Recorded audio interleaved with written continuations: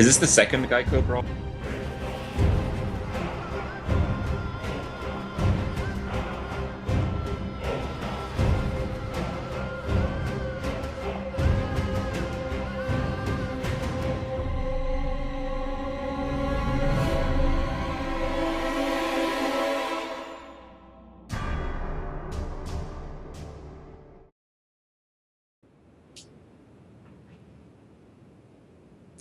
Hello, everyone. Welcome to the second GEICO Brawl. I'm joined with Trump. Got the TSM boys tonight. How's it going? Hey, yeah, great casting with you. We got the full crew here today, and we got a pretty exciting event.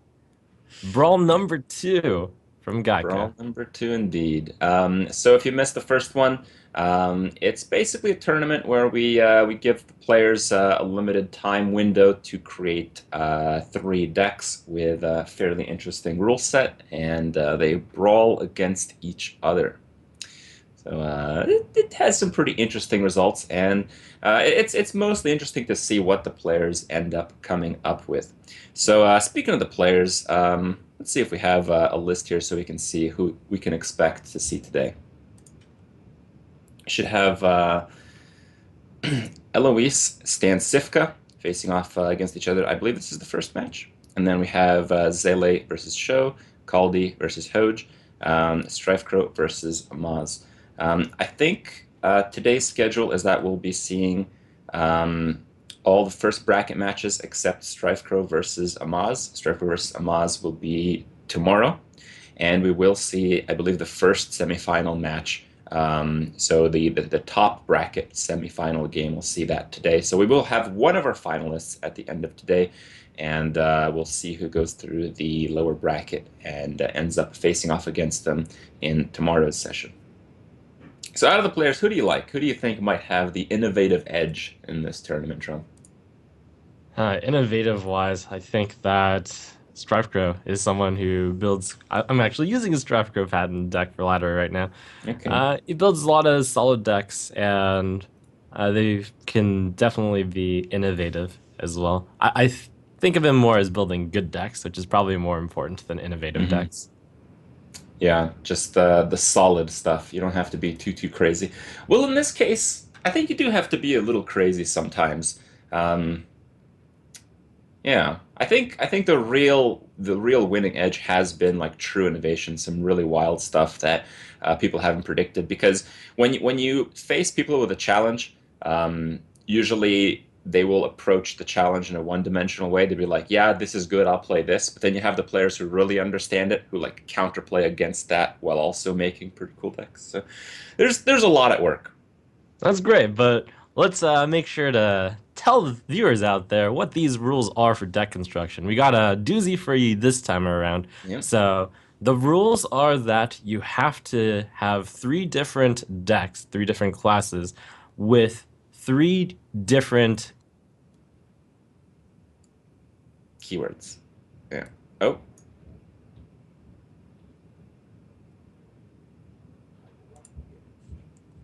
okay. So I was curious if that was my issue. Apparently Trump cut out. What an unfortunate timing. No, never lucky Trump. Well, Oh, while he gets that oops. figured out. Okay. All right. I'll give you the honors again. How So much did I what? go for? You got absolutely nothing. So we Okay. yeah. Well, we're probably wanting to know what the rules are for this brawl. So the rules are that all minions must contain the same keyword, and different keywords must be used for each deck. So this is the Clash of the Keywords brawl. So specifically, a minion type like a dragon or a beast or a mech doesn't count, but a keyword such as battle cry or death rattle or taunt counts. Yeah, and it's also important that they have to be different, so you can't just make three decks just full of battle cry minions. So you kind of have to attribute the correct class with the correct keyword because you have singleton on the class and singleton on the keyword, I guess. And again, some examples for you guys. You know, Azure Drake qualifies for both a spell power keyboard and a battle cry keyword. Black Knight qualifies for Black Knight qualifies for battle cry, but not taunt because like the secondary use for the keywords doesn't count. It's only a primary stat use. So destroying a minion with taunt wouldn't really work. You'd have to have taunt. And similarly, cards like Undertaker don't qualify for Death Rattle because they themselves don't have Death Rattle. Right. Speaking of that, it actually gets even more specific. I know that one thing that some players had trouble understanding, and they were actually allowed to, just because it was kind of difficult to understand, change it out for something legitimate instead of the penalty cards of Angry Chicken, Wisp, or Alarmbot. Something like Hogger doesn't count for taunt because Hogger itself doesn't have taunt. Same with Cenarius. You have to have the actual card with the keyword. Okay, well, there you go. And there is a second rule to the challenge, just as last time. Rule number 2 is your deck must contain Nosdormu, because those 15 seconds are pretty important when it comes to the GEICOs, apparently. And if you do miss Nosdormu in your deck list, you get your highest minion taken out for him. And of course, as you mentioned, the penalties for the first rule, the rule the keywords. If you mess it up, if you have cards that do not qualify or are a bit out of place, you will have to be absolutely punished by replacing illegal cards with angry chickens, wisps, or alarmobots. That would really suck. That would really, really suck. But we'll have to see. I believe 15 minutes was given to the players for the deck construction this time around. That's right. Very flavorful. The first brawl was also based around the 15 theme, where all minions and spells had to be divisible by, or two numbers had to be divisible by 15. So it had to see like Yeah. 1, 3, 5, 15. In this one, we still have kind of the Geico trademark minion, Nose Dormu, heading out with the 15 theme. Yeah. Now, this rule set is obviously a lot more simplified, so we don't imagine players would make too many mistakes, if any mistakes. But man, those punishes, man, it would really suck to have like angry chickens and stuff in this deck. So yeah, we'll have to hope for the best for the players.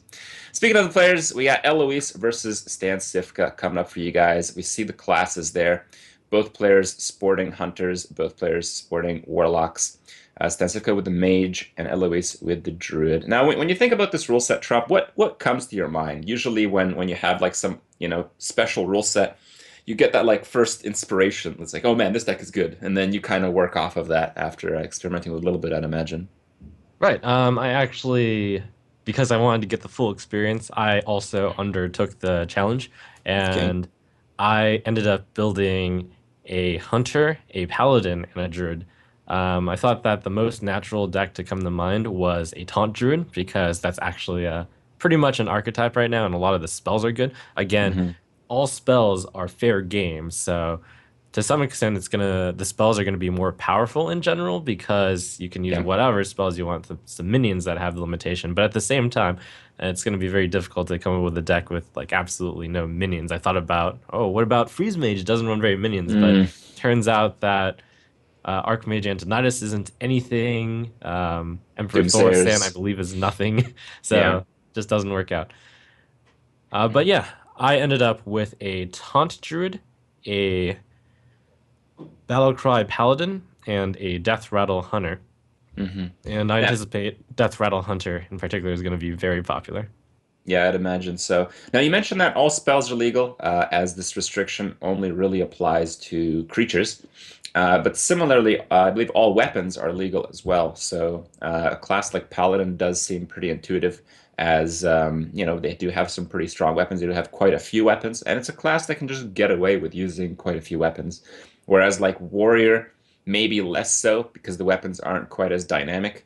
With Paladin, you have like heal effects off the True Silver. You have the crazy effects from a Cog Hammer giving your minions taunt and divine shield and stuff. So a lot of the secondary effects really make a big impact on Paladin, and I can see that working out, even though our first match doesn't include the Paladin. I'm curious though, after you ended up building all of your decks, where did your faith lie? Like, did you think like this is my best deck? Did you have that feeling on any one of them? I think that the Paladin one was particularly clever because all of I made that the battle cry one. All of the dragons in particular turn out to have, and dragon synergy cards have battle cry. So the Technician, the Mhm. Corruptor, Paladin has the Dragon Consort. That's actually a way to make Nosdormu not a dead card also, and it also has Elder Peacekeeper, it has Quartermaster, Muster for Battle. I thought that the Paladin deck was very, very sturdy. And it also, quite importantly, has Little Exorcist, which, if you Oh. expect there to be a Death Rattle deck out there, Hmm. you can. And Death Rattle can also be on other decks which don't have like the Death Rattle. For example, there could be a Taunt Death Rattle A card, Sludge in which Belcher. case you could put that into your Taunt deck. Anyways, here we go into the game. All right. We do see, I believe it's Eloise on Hunter already, and we will find out what Stensivska's doing here. We do see the Death Rattle. So Death Rattle Hunter does seem to be a pretty obvious decision. Are there any like clever cards with Death Rattle that maybe some people might not be aware of outside of the spiders, the shredders, maybe the Harvest Golems, the High Mains? Um, what's maybe a tricky one? Yeah, when it comes to Hunter, I think there were two main ways to build it. One is the more aggressive version. You put in the Leper Gnomes, you put in all the low cost cards, kind of face Hunterish. Mad Scientist is really, really good because you can put any secret you want in the Right. deck. And Mad Scientist, of course, has Death Rattle, and you have the Eagle Horn Bow. So it's just kind of a natural deck for most players to build. The other direction is you can go bigger with cards like Cairn and Golem, Hmm. Pilot Sky Golem, and Sylvanas and Sneasel Shredder even. You can make a control Feign hunter. Death. Feign Yeah, Death works. that Yeah. does work. Yeah, that's true. That is pretty interesting. I mean, I've experimented with just cards like Feign Death as a result of that. I've obviously made Hunter decks with every single Death Rattle minions in the past, and I mean they don't seem competitive, but it's still a pretty solid deck. You can definitely steal some wins off of some of the better decks out there if you're lucky. So I think in terms of like decks strength, as far as these rule sets go, at least some of them are going to be pretty powerful. Hmm. Now, in terms of the matchups, I'm kind of wondering if there is some kind of favorable position. Like you have the Death Rattle deck, which is often just going to be like probably like a Zooey feel because Death Rattle minions are just generally the ones that are hard to get rid of. You have the Battle Cry, which is probably the most flexible, and you have the Taunt, which is obviously the most defensive. And I'm kind of wondering if there is some kind of like metagame between these archetype of decks. Right. I mean, those were the three that came to mind, and they do have the most minions with those. But you can come up with some pretty interesting ones, like maybe someone came up with a charge deck, a divine shield deck, a spell damage deck. There's all sorts of possibilities. In terms of this Death Rattle deck, though, it seems like Hunter was just a natural fit for it because of Mad Scientist, because of Savannah Highmane, and I would say the best counter to it would be the Taunt Druid. Just to stop it. Hmm. I wonder. It's because like Death Rattle minions are usually the most efficient, and the taunt minions are often the least efficient. So it seems like you'd stop the aggression, but with cards like Highmane and Sylvanas, I don't know if you'd actually win the game in the end. It's true. It depends on how big the Yeah. hunters have decided to build their decks. And Sifka with a more control late game hunter with both Savannah Highmane and Sylvanas in his hand, and Eloise looks to be a little bit more defensive as well with sludges. Yeah, it's interesting that the Sludge Belchers made it in the Death Rattle deck. I feel like Death Rattle is probably one of the stronger archetypes, while Taunt may struggle to actually fill up the list. That's right, a lot of good Death Rattle cards. You can kind of look at the board right now, and you wouldn't be too surprised to see this in a usual constructed setting. We've got the Hunter Hmm. top cards with Scientist, Creeper, and Web Spinner. And we've got like bows, we've got Scientists. Sludge Belcher wasn't too unheard of in the mid range Hunter decks. So, Yeah. just good stuff. Whoa, so I guess that's a Snake Trap, most likely. I would hope so. If it's not Snake Trap, it's Snipe, I'd imagine. Yeah. All right. Well, Stensivka is going to get the board here, but I'd imagine that both these players are running Unleash, and the damage so far has been very light, so it's still totally anyone's game at this point. Yep, Stansifka right now. He drew the Leopard Gnome, which is kind of good in the sense that he can play on curve. He might be deciding whether or not to play the bow or whether the hero power. I think the bow is quite Because nice. You got that. You got yeah, that trap up. yeah, it's just that the next turn Stansifka is going to have a bit of a no turn unless he draws something good. 3 mana or 5 mana is what he's looking at for. Eloise has a lot of cards, but the problem that Elise is going to be faced with is does she have enough time to play them all? Hmm. Well, the Sludge Buster does hold off the board. Stensivka, does he draw something good? Not really, but he gets another chance at a decent play from the web spinner. That's right. Whatever comes out the web spinner will be really strong because that's a very high chance that he's going to play it. Moment to think about whether or not to attack because he has the freezing trap. That's a good one. Yeah, pretty good. You get to weave in that hero power with it. Yeah, Or sometimes in just the play the freezing. It's a little tricky to send everything in because Mhm. if you do send them all in, then you use the bow, then you're wasting a lot of the potential secret power. So it was worth thinking about. But he decides to go for the aggressive play. Often in the Control Hunter decks, you'd actually not attack with the first charge of the bow when you have a trap up to try to extract that value. And I feel that's a reasonable line of play in this situation because you know your opponent is playing a Death Rattle type deck, so your opponent is not going to be able to kill your weapon. All the cards that kill weapons are Battlecry effects, and that includes Blingtron. Hmm, that's right. At the same time, like the big decision is whether or not to go face, which is like a really close call. Your opponent has a lot of cards, so maybe you want to just end the game quicker, and that looks to Hmm. be Stansifka's line. He Yeah. played the freezing trap instead of hero power there because he knows he's going to play one of his sixes next turn. Eloise will probably have a pretty good feeling about both traps, snake and freezing. Hmm. All right. I think High Main's a bit more aggressive here. You get the kill command. It's almost certainly going to work next turn as well if you need it. I don't think he's thinking about kill command this turn. I guess he was just finding his options between Sylvanas and High Main. Right. I even think the Sludge Belcher is a little bit of an interesting choice because she must know that one of them is Freezing Trap, or she probably suspects that the second one played was Freezing Trap, and that might have been a better inclination to play a 2 and a 2 and a 1, but she drew Unleash the Hounds, which is going to be very, very important in busting that Freezing Trap. I think she has to attack with the weapon first, though, to trigger the snake trap. And I think, oh man, if you're really greedy, you'd even attack the High Main with your weapon after a Hunter's Mark.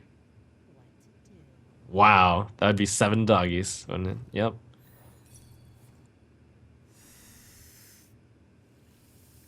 This is really good too, and you take a lot less damage this way. Yeah, but the board is still a bit of a mess. You're still in kind of a losing situation here.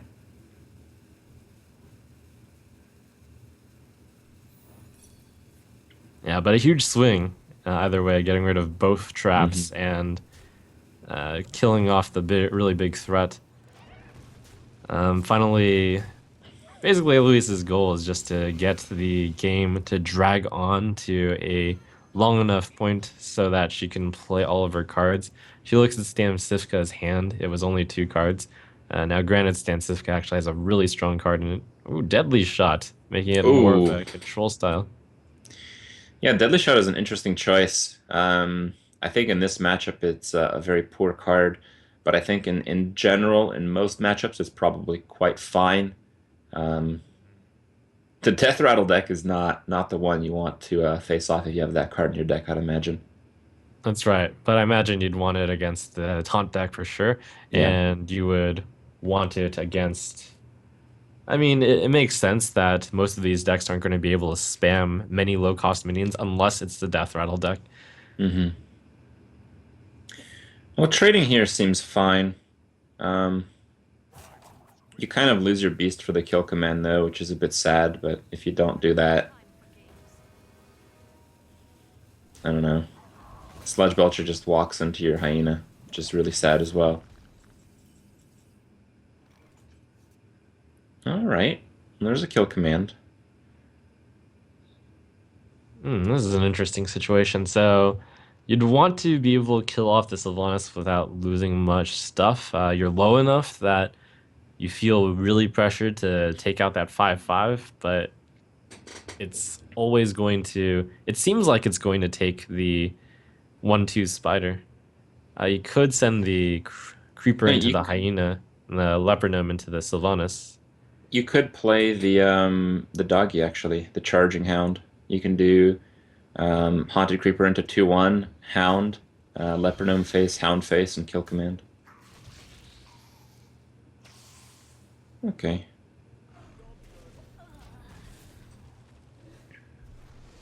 This allows her to play Shredder, which Mm-hmm. is a bit faster, and gives the opponent just a 1/1. Stensivka is running out of gas here. The deadly shot is nearly worthless. The kill command is probably intended to be used as a finisher. Yeah. Deadly shot is just so weak here, but he might just play it to slow the game down a bit. Yeah, not too bad, I guess. It dealt 3 damage. Whoa. Oh, that's not very good. Not very good right now, but in terms of the whole game, it seems like a pretty nice card. I wonder if she's gonna trade it into the Leopard Gnome, given that Stensivka only has 1 card left. Hmm. I think after seeing the cards that Stensivka's played already, it's better to save it. I think in the current board state, she's winning, and the only way that would turn around is if Stensivka pulled a big creature from his deck. Huh, but Eloise does have the freezing trap for the big card. Also, if you've seen that many big cards, then there probably aren't that many left. Hmm. Looks like, yeah, there's 2 main decision points: hero power or use a dog. Using a dog means she's kind of committed to keeping that stealthed. So now she's protected against a big card. Oh man, that's a That's the big one. biggest. Yeah. I think if Nozdormu comes down, you actually should kill it with a patient assassin because your freeze trap doesn't actually guarantee protection from 8 face damage. If That's right. Stensica would pull an unleash, it would be a complete disaster. I think she might even die. Too bad for Stensivka. Nozdormu would have been a great draw if not for that patient assassin. Yep. Leok here is about as good as Huffer. There we go. Let's see whether or not you keep the patient assassin hiding for a bit more. It seems like you're winning enough that you don't need to deal the 2 damage. Hmm. Because if you reveal it, then it's vulnerable to unleash. Yeah, and the only reason she hasn't played the freeze trap already is unleash. There's no reason to suspect your freeze trap might be taken or anything like that. So, all right. Well, at this stage in the game, Eloise is the one threatening the damage. All She's right, got Stensivka is really close though. If he draws a beast beast. of It's 2 mana enough. or less, Yeah. then he'll win. Ooh, is that enough for And that's Eloise? enough. That's enough, yeah. I think it's one off, isn't it? Oh no, it's exactly lethal. It's exactly lethal. Yep. There we go. 3 damage Eloise and her does it. doggy will win it. Yep, first point on the board. Eloise wins the Battle of the Death Rattle Hunters. Yeah, pretty good, pretty good. Not exactly what we expected. Stansivka was winning at the start by quite a reasonable margin, and with the Death Rattle decks, if both players are playing the same type of deck, I think it's actually difficult to um, complete like a comeback. But Unleash and Hunter's Mark does some magic sometimes, so we saw just that there. Yeah, probably the one big thing that the hunter is missing from usual constructed is that knife juggler. So you don't get as many Hmm. comebacks with knife juggler unleash or knife juggler um, haunted creeper. Yeah, that's true. All right, well, Eloise gets the first point on the board. The hunter gets the check mark. So no more hunter from her, but Stansifka does have the option to play the hunter again. I'm kind of curious from the player's perspective what they might feel their strongest decks are. Um, I mean, you probably have a little bit of a better idea out of this, thinking like the Dragon Battlecry decks. You think those are higher tier than the Death Rattle after seeing a game now? I think it's. I still think the taunt one generally beats Hunter, just because Ramp Druid does traditionally match up well against Hunter. Oh, and it looks like Eloise has selected what appears to be a Ramp Druid. Hmm. Managed to fit Starfall in there too. I didn't actually put that card in my Ramp Druid deck with the taunt, which is going to be Eloise's theme for the Druid deck. Hmm. Starfall seems like a pretty decent card. Whenever you play formats that are a bit less aggressive, it tends to get quite a bit of value. Yeah, I do agree. It just with two swipe and two Starfall might be a bit too much, but one Starfall you can get behind. Hmm. All right. Well, it is the taunt deck. If she is running the Little Exorcist, it should be. Oh, there it is. Okay. Oh man, that is the hard counter. Yeah.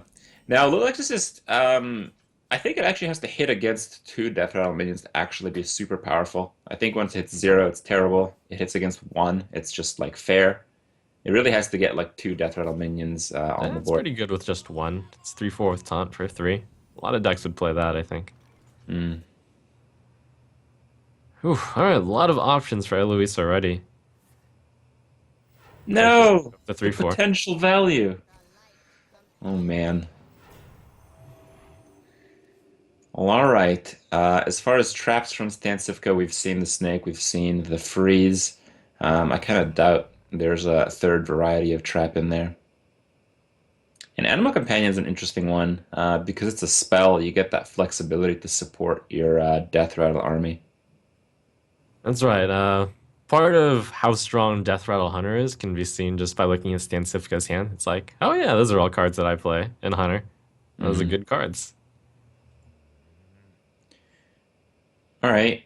Well, um, and Louise has the swipe to deal with the snake if it pops up. She can do it next turn, but probably won't, as Innervate is a bit of an expensive way to combo that. Hmm. Power of the Wild's interesting. Just as another 3/2, it might have been tough to find enough early game for the Taunt Druid. Yeah. Well, for taunts, you do have the Robo Cub, which is Yeah, okay for a two drop, and then you have the ramp and the wraths. Um, I actually feel like Power of the Wild might be fairly optional. I think you probably do have enough two drops. As considering the fact that most Druid decks just don't have that many to start. yeah, makes sense to me. Sludge Belcher is the natural play, I'd say here, based on the mana, and looks like she's going to do it. Yeah. There are some other considerations, but they would just leave the mana kind of inefficient. She decides to trigger the trap. Mm. All right. Well, she does know the possible traps. She'd just gone against them in the previous game, so she has a little bit more information going into this game. And it does seem like she is kind of controlling the game right now.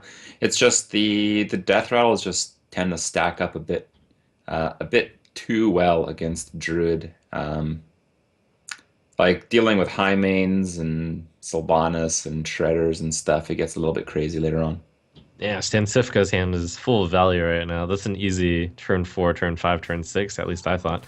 Mhm. He looked at the bow for a moment, probably thought about bow, web spinner. It's going to be tough for Eloise to push through this trap. She doesn't know what trap it is. It is freezing, but you really can't attack even if it is snake because you just don't know.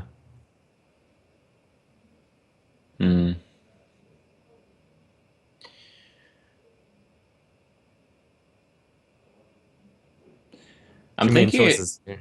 if it's Snake, don't you just hero power Leok to find out if it is Snake, and then if it's not, you just don't attack?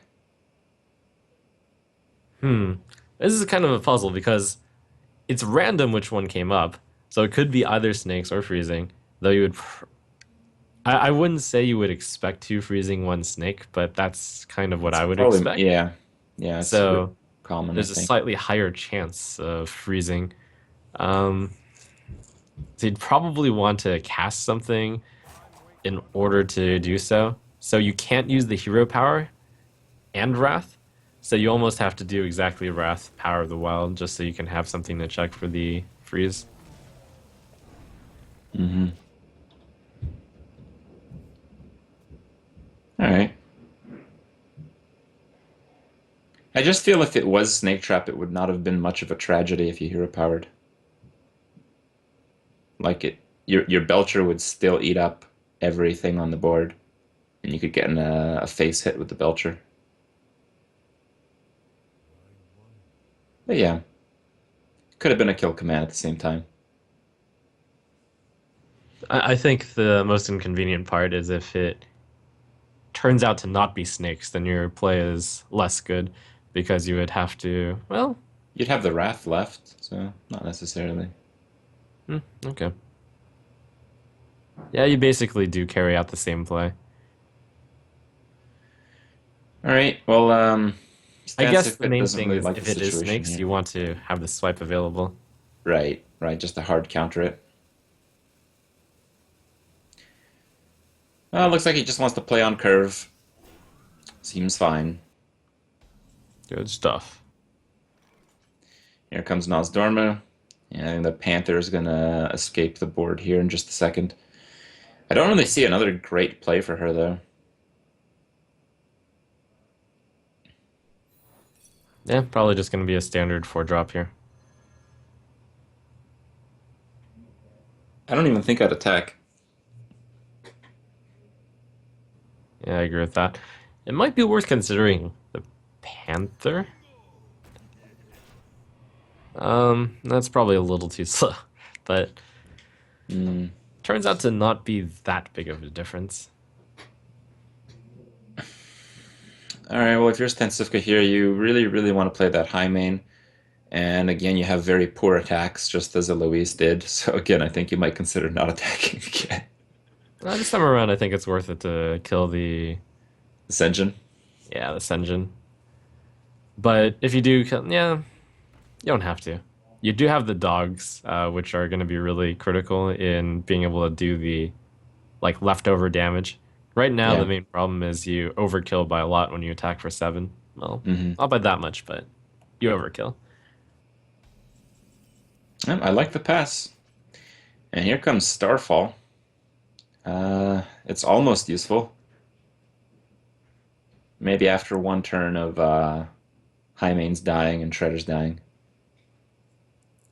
Yep, it's going to be really important to get that 2 damage to everything.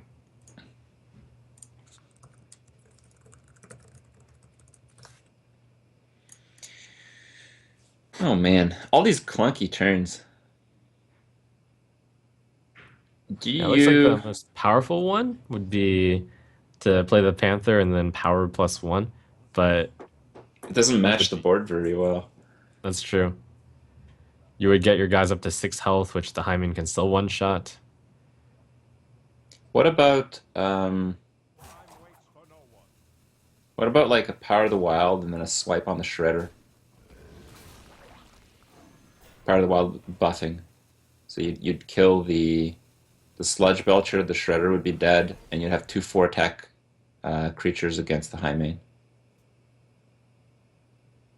Okay. That's an interesting line. Your line. Her line is also quite interesting. She gets her stat lines to be better against Stansifka's Born because the Hymen is now overkilling by a lot, and these guys still manage to take out the Shredder. Hmm.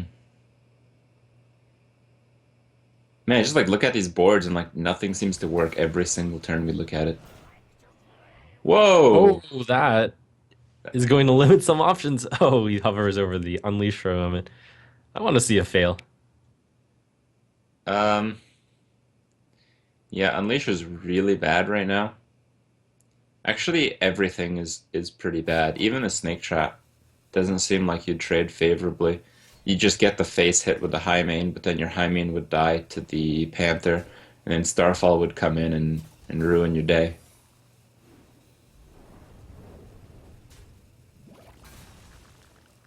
Yeah, I think that well, Pyro ended up hurting Stansivka.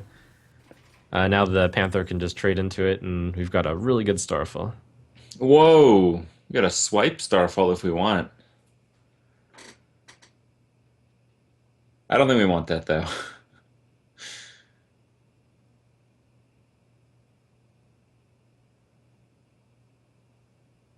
Well, actually, it's not too bad. If the Panther kills the Haunted Creeper,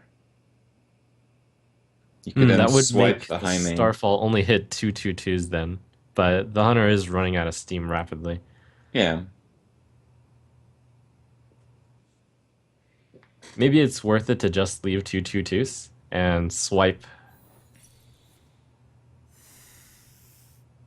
Looks like was that like a happy moment?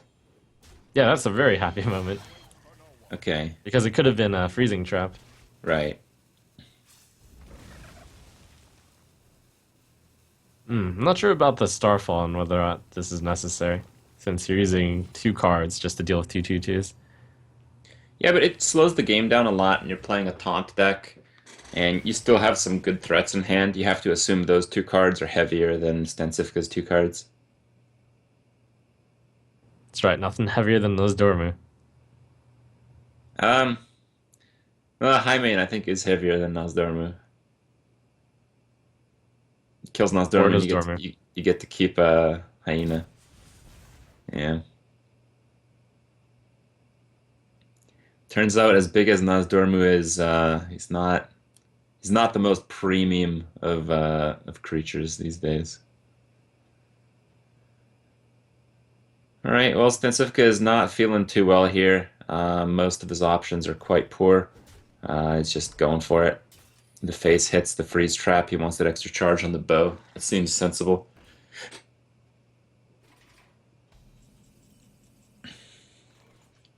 And here it comes.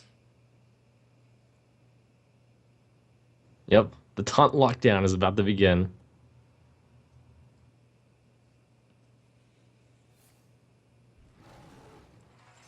Let's see what trap it is. I think Oh, I if would be it's surprised by that. I didn't really see a good way to deal with snakes if it were snakes. oh, just dropping the Sunwalker. You only get punished by a kill command.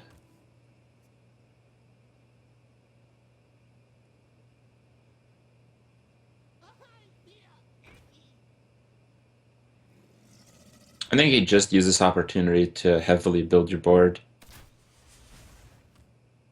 It kind of backfires though, actually. If you do play Nozdormu here, it does backfire. So maybe the Force of Nature is just the way to go. I'm actually not too sure. Is a Treant from the Force of Nature a 2 mana cost minion? So if it's bounced, it's unplayable at 4, I believe. It's one. So it'll become a 3 mana so she can replay the Force of Nature. Yeah, that's pretty good. But you also have the oh man, this is one of the rare times where I can actually play 9 mana for Nozdormu and not die against the hunter. So that Wait, would be an exciting line. Face Nozdormu. you do get really punished with that though, because Unleash would kill everything except Nozdormu, and then you'd get tempoed out of the game, I think.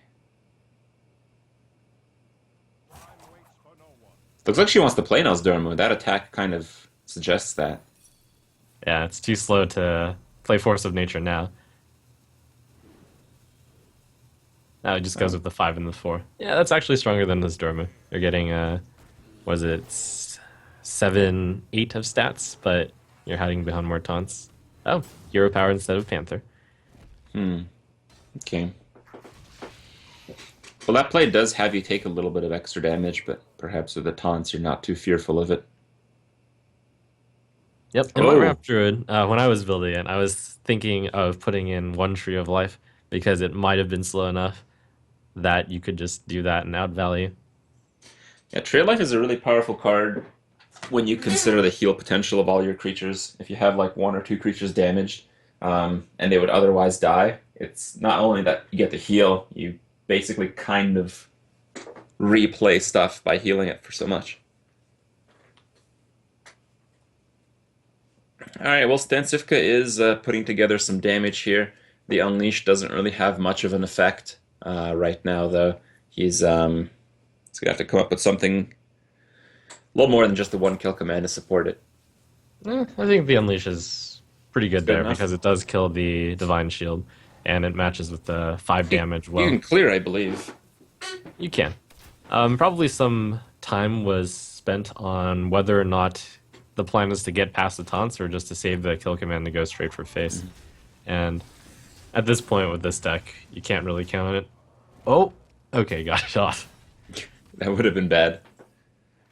Oh man, Nourish. Nourish. That's a big deal. Wow, that's a slow card. I'm surprised to see that in any deck. I'm not surprised. With all the taunts, you needed something. Oh, you don't have Ancient of Lores in this deck, which is most important. So, Hmm. Just to get unlike the some draw in usual, there. yeah, you What need a, some kind of draw. what about just Starfire? You think Starfire's Here we slower than go. Nourish? How do you feel about that? Nourish versus Starfire. Which is the slower card? Nourish is the slower card, but I think it should be good. Oh my gosh, it almost took stand 6 for the entire turn to play just those cards. All right. Well, it's not quite lethal. So, Whoa, was what? that faster than Quick shot. 15 seconds? It seems really fast. He needs quick shots, right? Oh, Oh okay. my, is that? Oh, Nope. it's so That's a close. one off. Wow. And again, Stancifka falls short with the Death Rattle Hunter. Unless Eloise doesn't manage to get the 8 damage hit in, but there we go. All right, cleaning up. Perhaps it's time to swap a deck here. Now, it's pretty interesting because in a lot of these tournament formats where you kind of know what to expect from the last deck, there's a lot of like play counterplay going on, and this is kind of an exception to like the crazy rule tournaments because you do kind of know what to expect. You're going to play a warlock that's going to have a lot of battle cry minions, right? So you have a lot of information before you actually play into the deck. Now, given that structure, what would you guess? Would it be like Dragonlock? Oh, that's a good point. Yeah, there are two main types of decks it could be. When I saw it was Eloise piloting it, it was like, oh yeah, obviously she's gonna play Zoo. There's a lot of good battle cries in that one too. Flame Imp, old school Hmm. Zoo with the Dark Iron Dwarf, Defender of Argus, and Shadowstone Cleric. But absolutely, it could be the Dragon style as well. There are a lot of, wow, that's an Arcane Golem. And a Loatheb. Okay. That's interesting. Battle cries. Well, Oh, it could be the super combo. It could be Faceless Arcane Golem Power Overwhelm. you're right, it could be. Looks like it is going to be more of a zoo, though, with Echoing Ooze and Shattered Sun Cleric. That's very old school zoo there. And there's Dormu, a little bit new. Okay. I think there's like some weird interaction with the ooze and power overwhelm, if I remember correctly. I think you can like give the ooze taunt, power overwhelm it, and only one of them will die. And sometimes you can actually save yourself from dying with that play. That's interesting. I haven't heard about that one. Yeah, that would make sense since the copy is at the end of turn and the dying is also at the end of turn. Yeah. All right. Well, Stan Sifka is tenacious with his hunter deck. Let's see if it fails him once again. Look at that. And some tribute to you, Crip. Stansifka sipping on some orange juice over there. Yeah. Sifka's always like eating bananas and drinking Power stuff. up. Wow, that can't feel good. Quick shotting a 1-2. Ugh. No. But also a little bit of surprise was Eloise's turn to coin out that with no actual 2-drop follow-up. Hmm. So we've got a pretty slow start from both sides. It's deadly shot. Oh no, okay. Not quite. Oh, this is gonna be pretty good with the Shattered killing that perfectly. And if it's freezing, you get your ooze back. Do you want your ooze back or do you want your Shattered Sun back? Because you already have an ooze. I think it's a bit too slow to grab the Shattered Sun again. Mm-hmm. Yeah, you're right. It's a 5 mana card then. Okay. Well, I think here you just plunge and hope there was no third explosive trap in his deck. Yeah.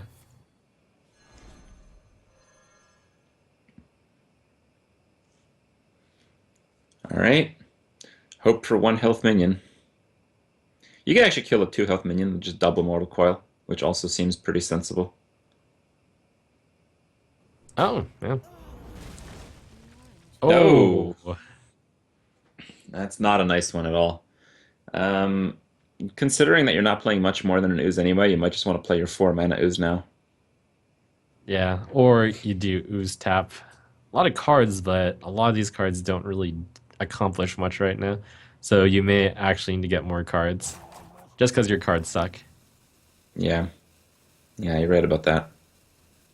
They do suck. Right now, Eloise has like two support cards in those coils, and then another two support cards that must have a minion. Um, wow, really thinking about this ooze tapper ooze. Oh, did she crash? Yeah, that was pretty weird. Yeah, she may have DC'd. We'll have to see. We'll have to see what happens here. Well, we see the cards. Oh no, that's a spectator mode, I'd imagine, right? Oh, I guess she managed to get back in the game. Well, the good news for Eloise is she doesn't mean miss too much of a turn. No, no, there isn't much at all. All right. Well, it's still kind of a setback. Yeah, Like, absolutely. Because if you have an ooze out, you can abusive sergeant one yeah, this turn. and the freeze punishes your Doomguard, and this is a battle cry deck, so it's not like that Doomguard is getting void colored out. That Doomguard is coming in with a heavy tax, and if it gets freeze trapped, you just lose the game. Yep, Stancifka being a gentleman and waiting for Eloise, giving her the maximum time. All right. Well, Argus is pretty nice if you can get just the minion to stick. Um, hmm. I think it's actually time to play that 4 mana ooze now. So next turn you could play the other one and Argus it up. The very sad play.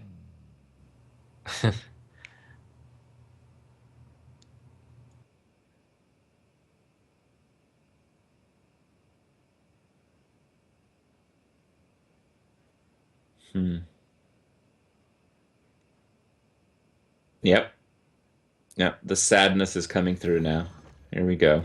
Echoing ooze. Oh God. What a horrifying turn. Abusive does actually make it slightly better, and you're not really planning on doing that next turn. That's true. And that's a card you don't mind returning. And if Stancifka feels like he needs to kill it, you've got the coil to finish off the succubus. Mm-hmm. It's pretty interesting. The abusive text is give a minion +2 attack this turn. It's not like the other. All right. Well, you still have a decent play here. You can freeze off one of the oozes, and you can kill off the succubus while playing 2/2/3 taunts with the Argus and the other ooze. Yeah, that's really cool how the Echoing Ooze and the Defender of Argus can give you three taunts. Mm. Oh, I didn't see that coming. I guess you're taking 6 to face. Oh, 4 to face. That's still kind of rough. And Stancifka's going to keep it coming with another Savannah Highmane. Yeah, pressure's mounting. And he's got the Unleash and the Kill Command. I don't see how the Zoo does anything here. Oh, jeez. Yeah, she did miss that turn, but it doesn't feel like it really would have made too much of a difference. I mean, if you had a few extra 1-2s on the board, how much would have really done? No, I think it would have been pretty powerful to just be able to remove that succubus. Succubus managed to get in for an extra 4 or maybe 8 damage. Hmm. And then just having the extra guy around was really useful because she did need to power overwhelming one and she needed to abusive one. So unfortunate for Eloise, but them's the Hmm. breaks.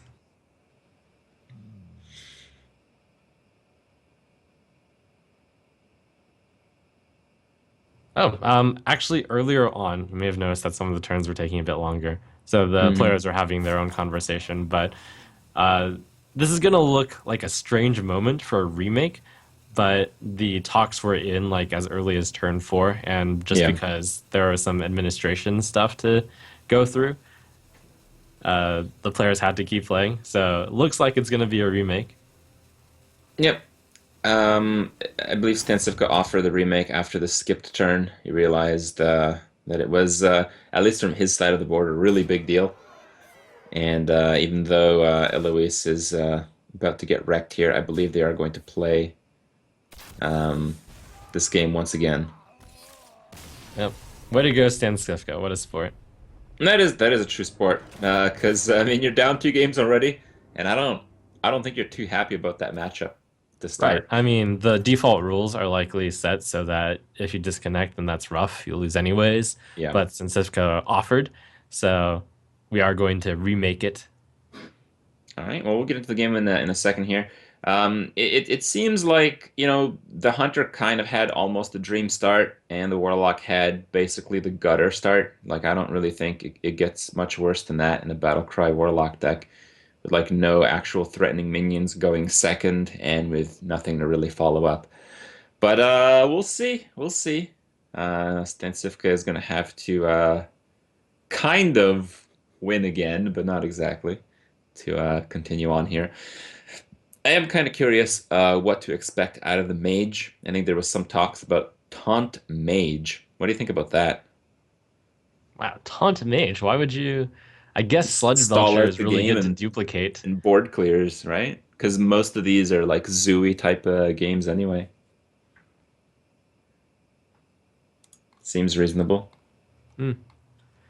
Just seems like such a better fit for Druid, but yeah, like some of the control mages do run the Sludge Belcher duplicate, but I can't really think of that many more taunts other than that in mage. Hmm. I think the main issue with taunt mage is probably that you don't have any real life gain. No, there's that Illuminator tech with the secrets. That actually was a thing for some time. Hmm. All right. The Flame Imp comes down turn one going first, considerably a better opener. Yeah, But the ooze. Stensiska also has a Ooze is pretty an nice. interesting Tekken. One of the problems that I had, I was actually thinking between Battlecry Warlock, just because you seemed pretty good, and Battlecry Paladin was just that there weren't very many 2 drops for the Zoo side. So you put in Ooze, you probably expect to see Hunter, you probably expect to see like some Paladins in it, so it'll hit in roughly 50% of matchups, I'd say. Hmm. And there's that Doomguard again. Perhaps there are 2 of them in there, and that actually kind of surprises me to see like Arcane Golem, which is a card you often want to save until the very end. You also have Doomguard, which is a card you also want to save until the very end because uh, having to drop 2 cards in your hand is really rough. Yeah, that's a good point on the Arcane Golem. It makes this deck a lot more aggressive. You can see that Eloise had a lot of buff cards, the abusive, the power, the doom guards, but it still seems to be more of a board control deck. So I think the Arcane Golem is a little bit out of place. Um, right now, Eloise being hurt by her tech card of the ooze, she has to make a tough decision on whether or not to play it as a 3/2 or to save it for the possible next turn Eaglehorn Bow. It looks like it's going to be saved. Makes sense. She didn't play it last turn. So on this turn where it's most likely for a bow to come down. And yet she's got to be a little disappointed because the bow doesn't seem like a good play this turn, just due to the stuff she has on the board. Hmm. So that was another consideration. Like, oh, even if I save views, the bow isn't likely to be played this turn. I'm actually really surprised the Unleash came down so quickly. I feel like just trading your Mad Scientist in and playing a piloted Shredder is also a very good turn. I liked Stansifka's play more because then the abusive sergeant bounces against a freezing trap, and that's not good for you. Additionally, since there's no knife jugglers in this format, it makes the doggies a lot more usable, just as doggies. In fact, I don't even think Unleash the Hounds is good in this format. Well, maybe not by itself, but coupled with Hunter's Marks, I think we kind of proved that it is pretty good from Eloise's Hunter deck earlier. It just acts as very efficient removal. Okay, so does Snake Trap. Hmm. I guess Eloise doesn't really want to trigger this trap right now. Whoa! She's like looking at her hands like, Yes, das Dormu! We managed to get rid of it. Yeah, well, she has the Owl to silence. She has some extra damage from the Argus. She has some extra damage from the Power Realm. Um, and she's gonna push for just a lot of face damage.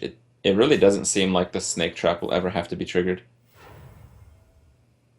Ooh, Stansifka jumps up to the Savannah Hymen. I thought well, the sludge wasn't going to be that strong. Well, there was the snake trap, so from Stansifka's point of view, the Doomguard would have to go there. But looking at the stuff that Eloise had on her board, I guess he wanted to save the sludge belcher when there wasn't a Doomguard. Oh, I don't think it's about saving cards. I think he just wants to push for lethal. Right now, he's saying, okay, you play a taunt or I'm going to win the game. Because if Eloise starts trading, she's probably going to lose. And if she doesn't trade, Stensuke has exact lethal with kill command. It's a good call. Eloise is pretty close as well. She's got 13. Yeah, but she does have the taunt, so she does have the answer to Stensifka's gamble here. Yep, It's and just, she's gonna be able to push through for a lot of damage. Presumably, she's gonna just attack base again because there's the snake trap out. oh, that's a bit surprising. The early owl, it feels like she's a bit all in as well. So playing the owl without there being a taunt on the board seems a bit of a gamble as well. Yeah, this is kind of a half of the road measure. On the one hand, getting another 2-1 out on the board is useful and possibly pushing to lethal. And the only taunt in that Hunter deck is Sludge Belcher. Mm. This is really tough here. Oh wow, that sucks. Womp womp.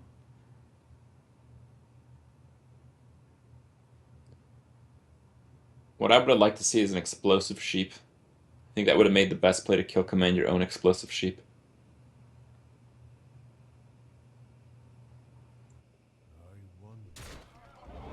Alright, well, looks like he is going to drop the Belcher. The Belcher does have pretty good stopping power, but is it enough? Alright, she can push for 4, so that means if she has lethal if Implosion hits for 4. For 3, because the Mortal Coil as well. Right? If it hits for 3, she Huh. wins. No, it has to be 4. It has to be 4, my mistake. 3, 1, 1, 2, 2, 4. 8. That's right, it would have to be 4. Dr. Boom looks like it's pretty good at securing the games. A Yep. big boon to anyone running the Battle Cry deck. Yeah, that's the only classification for the Boomster. The death rattle off the bombs doesn't count. Otherwise, you'd see Dr. Boom in 2 decks. Yeah. All right, well, here's a turn where it would be quite nice to have Unleash the Hounds again, but not the case. I actually don't see how anything would actually happen. He'd basically have to play... Oh, is that enough? No, that can't be enough. Mukla, hello. Whoa. This is really a wild, aggressive deck that Eloise has made here. Now, I don't know if Eloise has lethal without the boom bots giving her some favorable RNG. So many possibilities.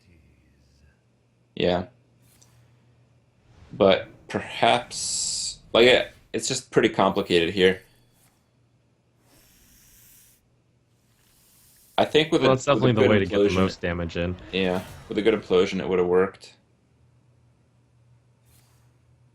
I think this is guaranteed. Yeah, it's guaranteed. You always, even with the two. Yep. Yeah, that's right. All right. Well, Stancifka's generosity kind of backfires. He does get destroyed in the rematch, and Eloise takes the series 3-0 and advances into today's semifinal match. So good on her. We will be seeing more of her, and just to double check what we would have otherwise seen from Stancifka. Um, it it is in fact a taunt mage. So we No, did miss actually, out for on that. Stancifka, it's a battle cry mage. Oh, is it a Battlecry mage? Yeah, very interesting. Looks like Oh, it Stancifka is a actually Battlecry had mage. it Oh, you're super right. teched. Notes say that he was running double Little Exorcist and a Kazan Mystic. So That's right. that would have been a pretty good one to queue up against Eloise, but since you have to win with all three anyways, might as well just keep going with the same one, I guess. Yeah. And then the Warlock had to be the taunt deck then. Taunt Warlock. Huh. Yeah, taunt Warlock. That's right. All those Warlock taunt minions, Felguards, and all the others that I'm thinking of right now. Yeah, I mean, I can only think of that one in Voidwalker. Yeah. There's not very many. That's No. a very interesting choice. Oh well, not going to see that today. We will be seeing more of the other players in tournament, though. If we take a quick look at the bracket, we'll get to see how Eloise has progressed here. Um, Eloise has secured her spot in that first semifinal. She will be playing against the victor of Zele versus Show, which I believe we have coming for you guys right up after this. And we'll also be having Caldi versus Hoj, as well as that first semifinal today, sometime after that. Good. And cheers to Sansifka for sportsmanship above and beyond. Yeah. Would you have done it? Would you have given the rematch? No. Yeah. Play to win. Gimme, Play to gimme. win, boys. All right, guys. I think it's going to take the players a few minutes to set up. We're just having some confirmation here. Um, but I believe it is going to be Zele versus Show after this. Okay, guys. We will be back after a few minutes, and we'll go into that match, and we'll see what these players have created with their cool GEICO Brawl format.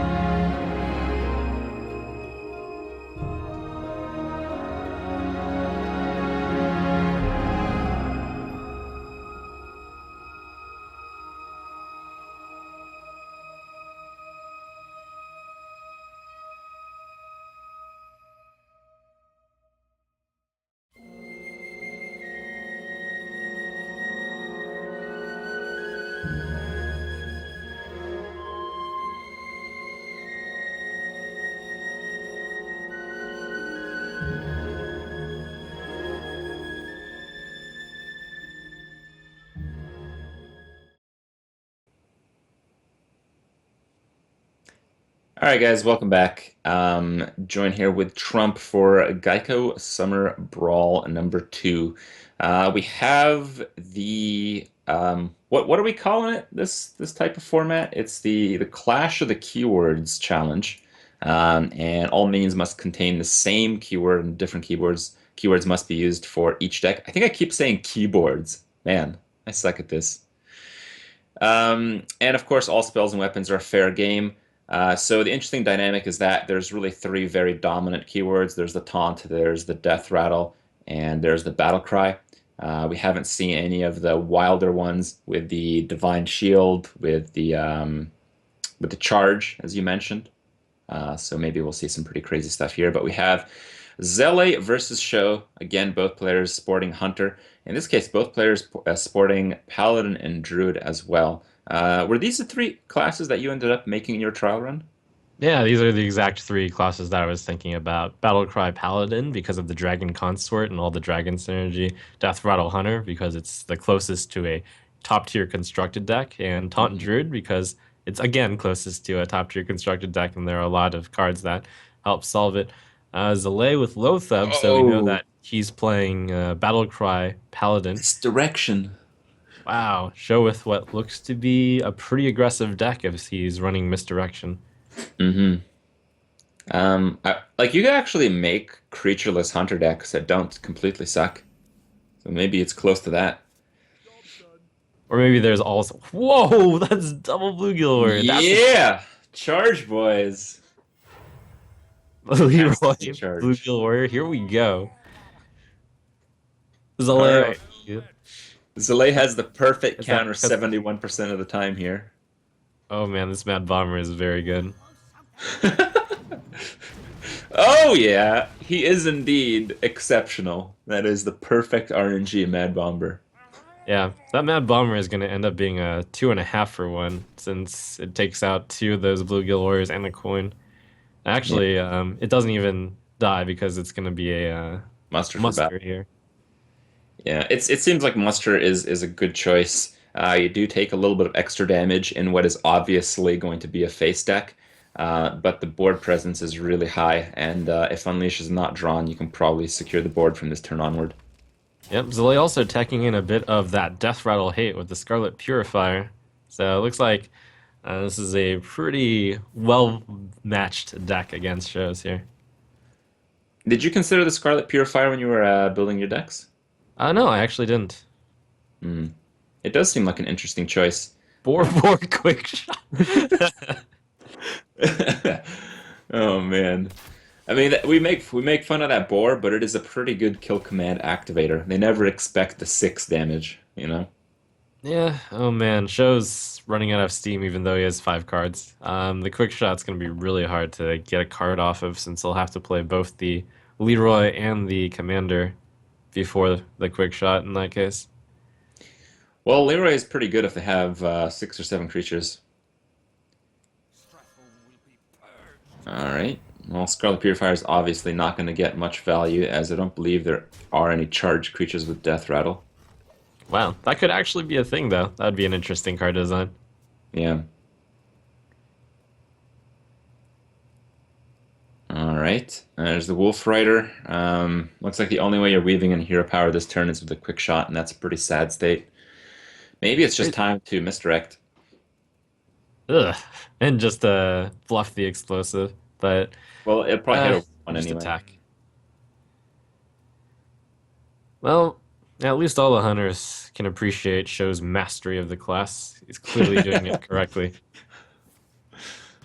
Alright, well, the quick shot he feels is going to slow down the game enough to actually net more than 3 damage, and I agree with him that 4 damage creature is probably getting in at least like 2 or 3 hits if he doesn't make that play. It's just very sad. Oh my god! Oh dear. Okay. This game's over really soon. Feels like, so this is how it's going to be. Well, for Show to stay alive, I think he needs Unleash and Explosive Trap in the same draw, and that's obviously impossible. So, looks like that's not going to cut it. Yep. That Wow. is what, 4, 7, 11, 16. 16 face damage and charge in his hand. Just needed a few more turns. I would go with several more turns, but yes, Yep. it's absolutely right. Well, like 3 or 4. Yep. Yeah. Zalay quickly knocks it out with the excellent battle cry cards. Looks like he wasn't going for the dragon thing. Just a lot of good battle cry cards. A little surprised at the Guardian of Kings. You can also put in anti-kill bot. They're both good. I'm actually kind of surprised that the Battlecry deck made such quick work of the charge deck because if you really have to think about it, it seems like the taunt deck would fare better, and maybe even the Battlecry deck would fare better because the creatures would be so sticky.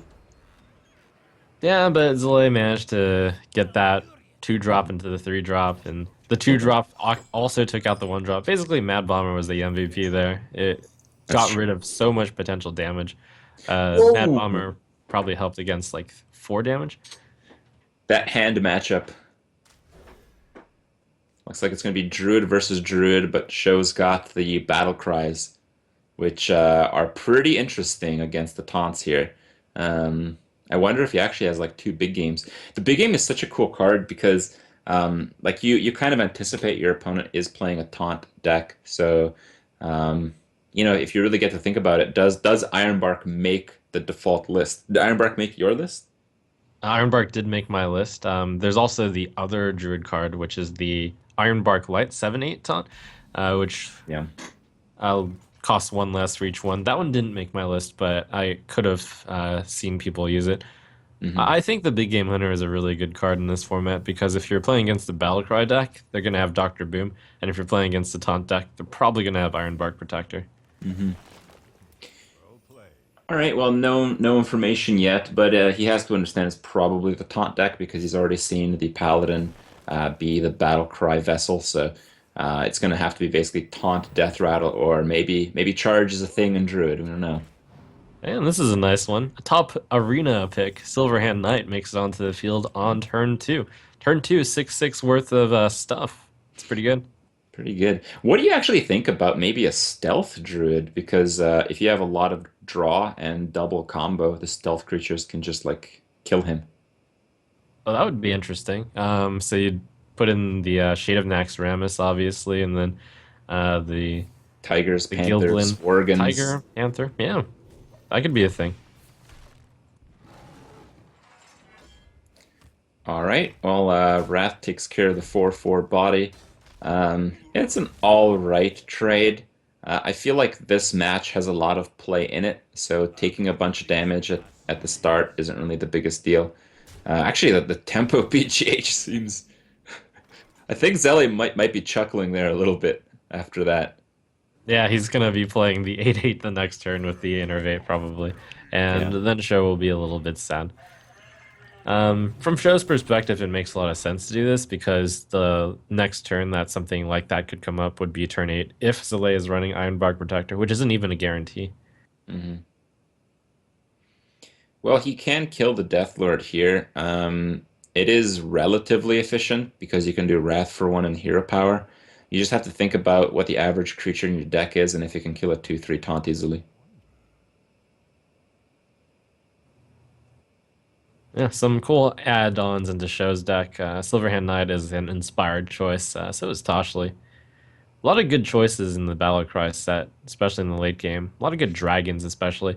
I was expecting more dragons to come up because Mhm. one, Nozdormu is a dragon. Two, Corruptor and the Technician. They're both excellent cards. Yeah.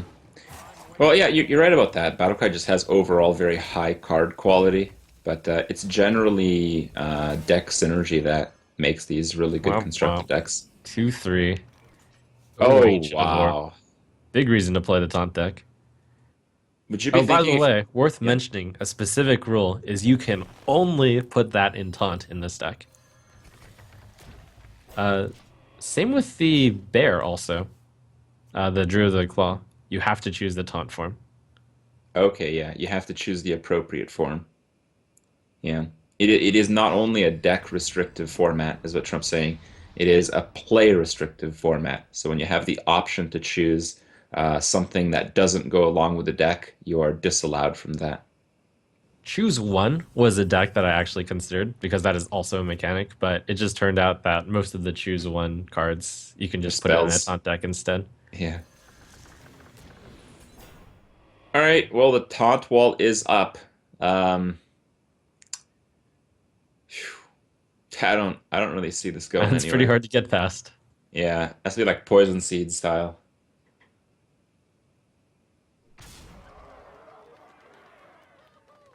Oh man, show's getting clobbered. Oh, Oh, there you whoa! go. There you go, indeed. That's one of the few things that could have turned this around. Well played. Double Wow, My BGH. time. double BGH does make a pretty heavy impression on the board here. Um, I'm kind of thinking, oh, you have to play the Earthen Ring, but the question is, do you want to play it on Lotheb or your face here because you're pretty far behind on the life difference. Yeah, that's a good question, especially since it's still a 5/5, which still dies to the Ancient of War. Usually it would be the minion, but in this case, it doesn't seem to matter when you're up against the 5/10. So I think I would go face. Hmm. Well, he hits up Lotheb if Zele chooses to go face and play. Actually, no, he basically can't choose to go face anymore. So actually, that turns out much better, doesn't it? Because otherwise, Zele would have gone face. You would have been at -2, and the Lotheb would have died anyway. Now, Zele, if he wants to play one of his taunts, he has to trade into the Lotheb. So That's true. Sho essentially gained 2 extra life points. Very interesting. Yeah, additionally, you can expect the Taunt Druid to be running two of the 3/5s, the Sludge Vulture and the Tazinga.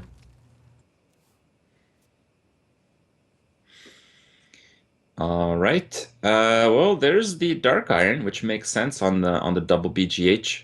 If you can upgrade your opponent's 5 attack creatures into BGH range, suddenly it merits running 2 of them fairly easily. All right, that is very clever. Wonder if Sho also put in abusives or if 2 Dark Iron Dwarfs were enough. Probably just 2 Dark Iron Dwarfs, I would expect. Hmm. Wow, surprisingly, it looks like Sho is stabilized. Yeah, he really needed that VGH, but that was a big swing. A basically 3 mana 12/10 for Sho. Yeah. Since it Oh my no, it's not God. just yeah, basically that. There's another one. Ooh, Um, oh, this one does die to the swipe and the Dark Iron. You could even have a more tragic death if Sho draws something better. Like if he does the Gnomish first, which I think he should, he might draw into another Dark Iron Dwarf here, which would be a little bit better than the swipe. Nope, it is going to be a Drake. yep. Like the variety of cards Sho has. It. I don't think he's played a duplicate of any card yet. BGH. Oh, other than that one. That one's a very important one. Yeah, it is. All right, looks like Zillion wants to extract as much value as he can. I feel like he's already played most of his really big creatures. Like there's Yeah. not that many creatures with taunt that are very big. There are a few other ones that are like high mana cost, but they just don't have too big of a body. You consider like things like Sunwalker, things in that mana range. Um, Yep. And it's worth mentioning again that Cenarius and Hogger are not allowed in this format because the card itself does not have taunt. They were cards that I both were going to put in, but it was like, oh, that doesn't work. man. Oh, reversing switch. Hmm. That'll be a big deal if Soleil ever plays the Ancient of War #2. Hmm. That's true, but if he's ahead enough on the board, he might not even need that. Oh, Savage Roar. Wow. That's that's 5 + 6 + 4. That's 2 off lethal. Yeah, that is really close. Um, Probably Zele's best move is to Savage Roar Hero Power and hit everything face, and then next turn you just swipe hero. Oh, but then Show just Hero Powers. Uh, you could set it so that next turn he would have lethal unless Show Hero Powered, but I'm sure Yeah. Show would Hero Power. Yeah. For no one. I think he's forced into making that play though. I think you're right about that. Yeah, Zillai's outs would be then if he could get spell damage somehow, but I don't think that's possible in a taunt deck. And taunt decks can't charge, so he would need probably exactly a swipe to do it. Well, no, Tontex do charge Force of Nature. If you're running Oh, Savage that's Rogue, right. you're, Force you're of Nature will you're definitely be probably running. running Force of Nature. Okay. Show That's needs to another set up some interesting. form of taunt. If he can get a Suntree Protector, that'd be really powerful. No, not quite.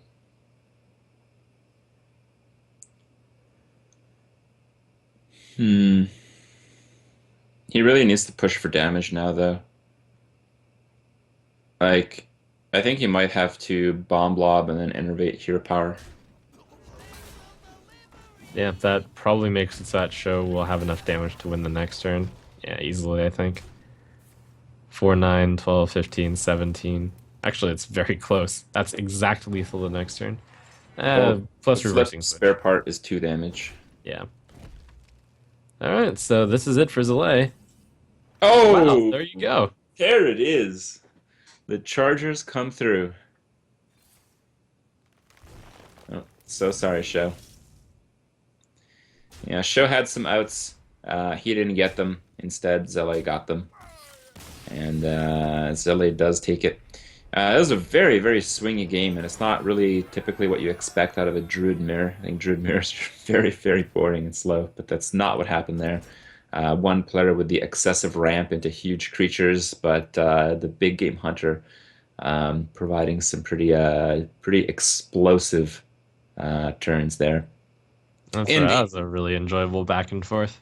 Yeah, in the end, Zele takes it, and he is up 2 points to none. I'm liking Show's decks though, but I have a feeling that Hunter's going to have a difficult time pulling out a win. We know it's going to be death. Oh, we'll have to see if it does here.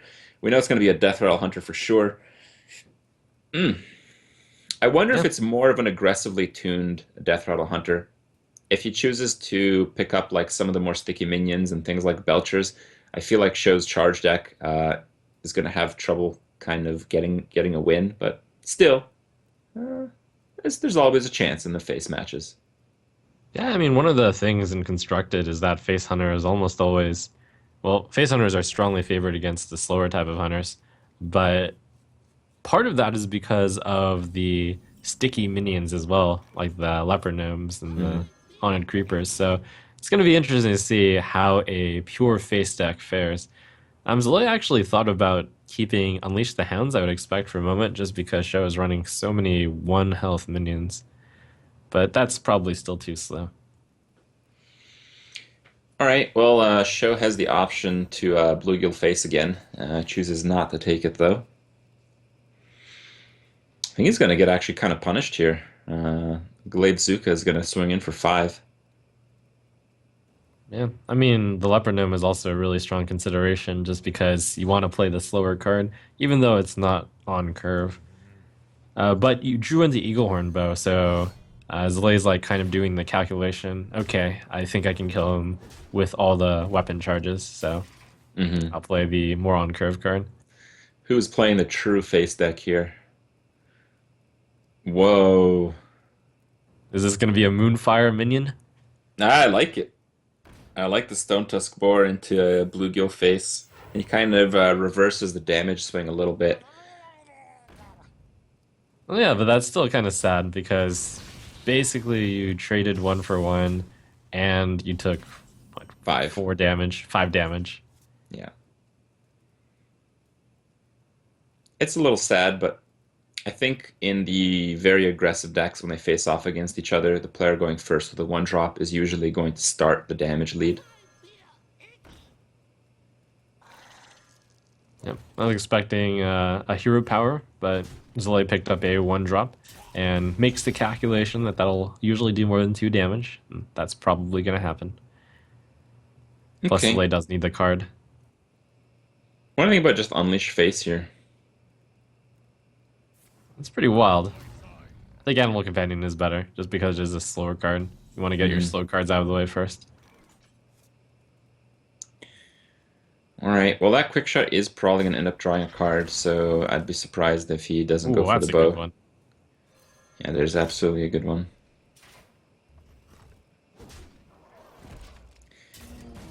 All right, and yeah, basically you were saying the death rattle tech does seem to face a little harder than pure face.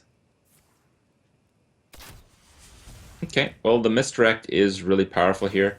Normally you want a minion to hit another minion when misdirect comes down, but Yeah, this will be a surprise. yeah, I in wonder this if Zoe case will it even realize that the leopard will die. yeah, Let's see his expression.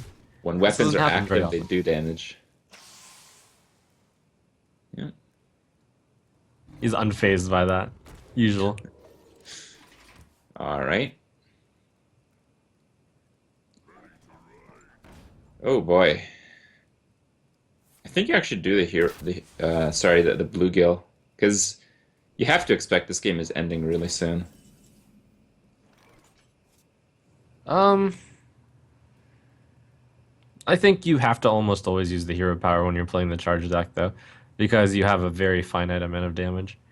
So by using the hero power there, you gained 2 damage somewhere throughout the course, and it doesn't look like that hand has enough damage to finish it out. Ooh, Sylvanas, a little bit of a slow tech, but it does push for lethal. Yep. With 10, Show basically needs to find a way to win. Oh, but that's not gonna Yeah, that be sucks. quite enough. No, it's not. If you give him two Survive. whelps, 7, you have yeah, you have the kill command quick shot hero power. You have unleash kill command. That doesn't really do it. Yeah, from Show's perspective, though, he can survive with the Huffer. attacking a minion and then explosive trap. Yeah. Oh, okay. You think he's gonna try to bluff freeze trap here? Hmm. Yeah, I think that's a pretty strong bluff. But if you're running misdirection, usually the other trap is going to be explosive trap. Those two tend to be the most aggressive traps available for going face. Or it could just be a misdirection. Yeah, yeah, that could definitely be misdirection.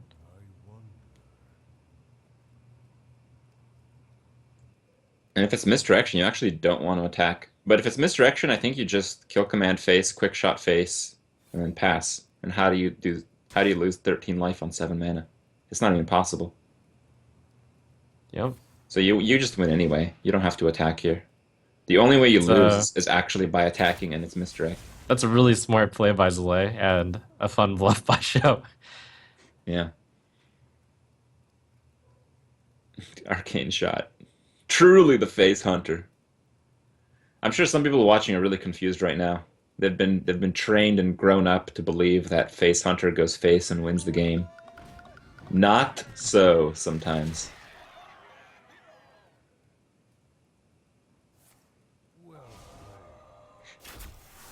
All right, well, Show gets swept by Zele, mostly on the back of this charging hunter deck being perhaps a little bit too experimental, a little bit too ambitious. That's right. I think he's been listening to that song too often, and it got to him. Well, it was absolutely a pleasure to see the games play through, so I don't mind it too much.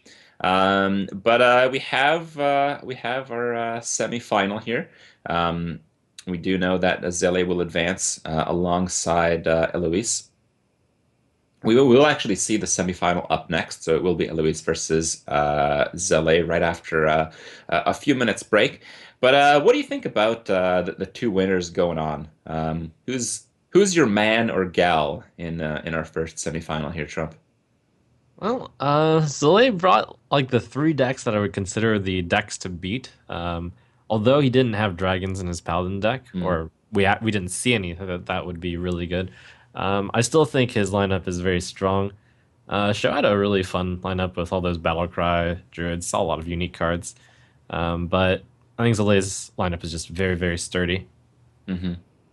I'm thinking that Eloise is going to give him a good set of matches. I think the Zoo Warlock, even though it didn't seem very strong, I think it was explosive enough to maybe challenge all these decks, as all of them seem maybe a little bit slower. So we'll see. We'll check out those games when we come back. We'll be just a few minutes, guys. Tune in.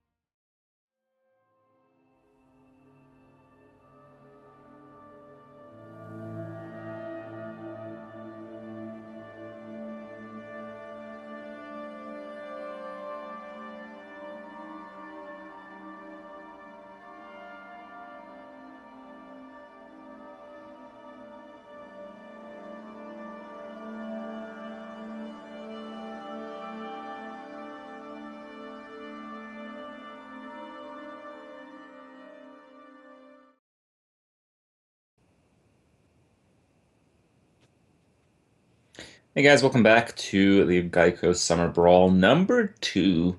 We have the man, I always forget, the Clash of the Keywords. Here we go. We are in our first semifinal. We are going to have Zele battle it off against Eloise. We just saw Zele take down Show in a very impressive, like 8-minute match, best of 5. And then Eloise ended up going over the top on Stancifka. So both these players are pretty dominant in their opening bracket, 3-0s. But it did seem like Zele had just a little bit more dominance squeezed into his decks. You're still favoring Zele? Did you maybe reconsider after the break, get some time to think about things? I am. During the break, I kind of realized why Zlay was so dominant. It's because he has basically all board control decks, and that's going to be really important here. I think the Paladin is actually better than the Warlock in this one because it's really strong against aggressive decks, and it's like when you think about constructed, really, the Paladin mostly is great against those decks that care about the board. In this format where there's no mean patron warriors or freeze mages or oil rogues out there, you can just use the Paladin to board control everything. The Elder Peacekeeper is insane in this format, always hits a Yeah. minion, always great value. Yeah, Paladin is really strong. All right. Well, we'll see how big of an impact it makes. Of course, it is Conquest, so if the Paladin knocks out a deck, each of the decks still has to win. It really might come down to how refined some of these mirrors are. We'll have to see. So far, we've seen a lot of Hunter, a lot of experimental stuff. Oh, look at that, more Hunter. All right. So that is a Hunter versus Hunter opening match yet again. Both players, of course, playing the Death Rattle variety. I don't think we've seen Hunter's Marks and I think Belcher's. Oh no, I believe Stensico also had Belcher's. But it feels like Eloise has a more controlling hunter deck than the others that we've seen, and maybe that is to her Wow. credit. Perfect hand from Zale. One, well, 2-1-1-3-4, basically 2-2-3-4 in some fashion. Yeah, indeed, very strong. There are some counterplays here, but not too much from Eloise. Like a Glaive Zuka is almost good enough. I guess a Glaive Zuka is good enough. It just tackles the board. You push for 2 damage and you take 3 damage. Hmm. We're experiencing like a bug on Eloise's POV. We will get to see her cards pretty soon. I'd imagine if she had the Glaive Zuka counter, it would have been already played though. Might be a tough choice between Glaive Zuka and Mad Scientist. I don't think Glaive Zuka is that hard to counter either, because you kill the Haunted Creeper and then you have a 2-1 against the 1-1. That's not great. Based off that pause, though, you can pretty much guess that Eloise does have another 2-drop in her hand. Right. All right, well, here come the web spinners, and that's going to make the animal companion pretty good in almost every single case. Oh, unleash Oh, time. the doggies. All right, what web spinners will we get here? Silence is pretty good, and the raptor is pretty good. It's kind of interesting if you think about like the active rule set for cards with choose abilities. If you play them in taunt decks, you have to choose the taunt. But now we can play battle cry minions in the death rattle deck. The world is That's falling right. apart. You'll never Yeah, see that Ala coming. yeah. Well, there are I think 36 beasts right now, if I'm not mistaken. So with 2 web spinners, 2 tries at a 3%, uh, yeah, it still feels like you probably shouldn't be bothered to play around to silence this game.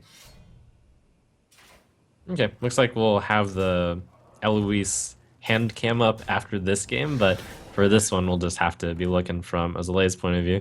Eloise's web spinner grab, not as good. No. And with a Death Rattle deck, I don't imagine there are many things she can do to improve the stats of an Angry Chicken. One deck that I didn't even think about, the Enraged deck. That could possibly work. Yeah, I guess. Maybe. Maybe as Warrior, because you can make up for the lack of cards with the ample weapons.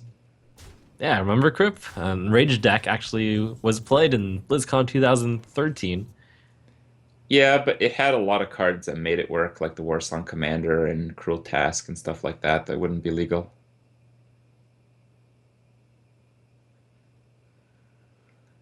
All right. Well, Zele does not have a Unleash of his own, and that trap looks pretty menacing. Yep. It's usually going to be freezing, given Eloise's more mid-range slash control heavy deck. Mm-hmm. And you don't want to lose your Shredder to the freezing trap. That'll cost too much. And yet, none of your other stuff is going to stick. So, Eloise has a pretty firm control on the board right now. Well, Zele probably have to do a defensive kill command then to not fall too far behind.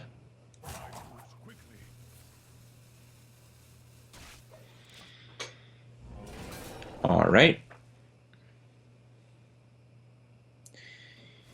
Yeah, it feels like it's kind of a reverse from Constructed. In Constructed, all of these decks are really helped by the fact that you have the Death Rattle thing while you tune your deck in a more aggressive or more control way.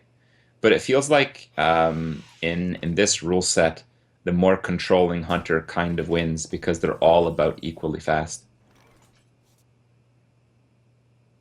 Yeah, and you actually get to the point where you can't do damage quickly enough before the other player runs out of cards. Or basically, the games last long enough that even though it might take you a bit longer to play your cards, like in the case of Zalay here, perhaps you actually have enough time to play them all.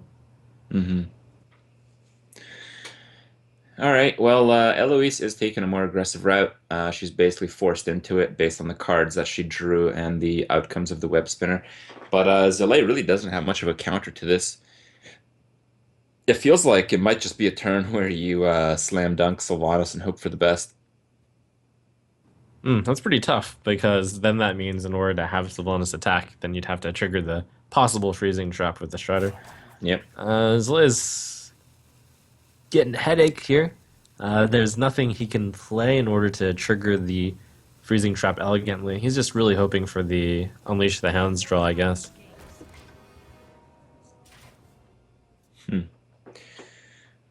All right. Well, I actually like this play more than attack from the Shredder because if Eloise wants to play defensively again, she's actually forced into killing the Shredder.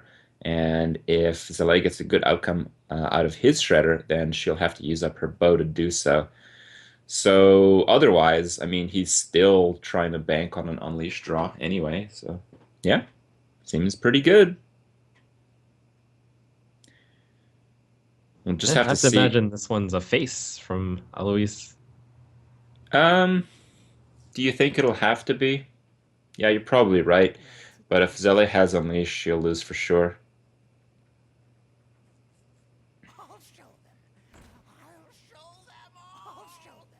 Okay, well, I think she just realized that, and it's like, okay, well, if you have Unleash, I lose anyway.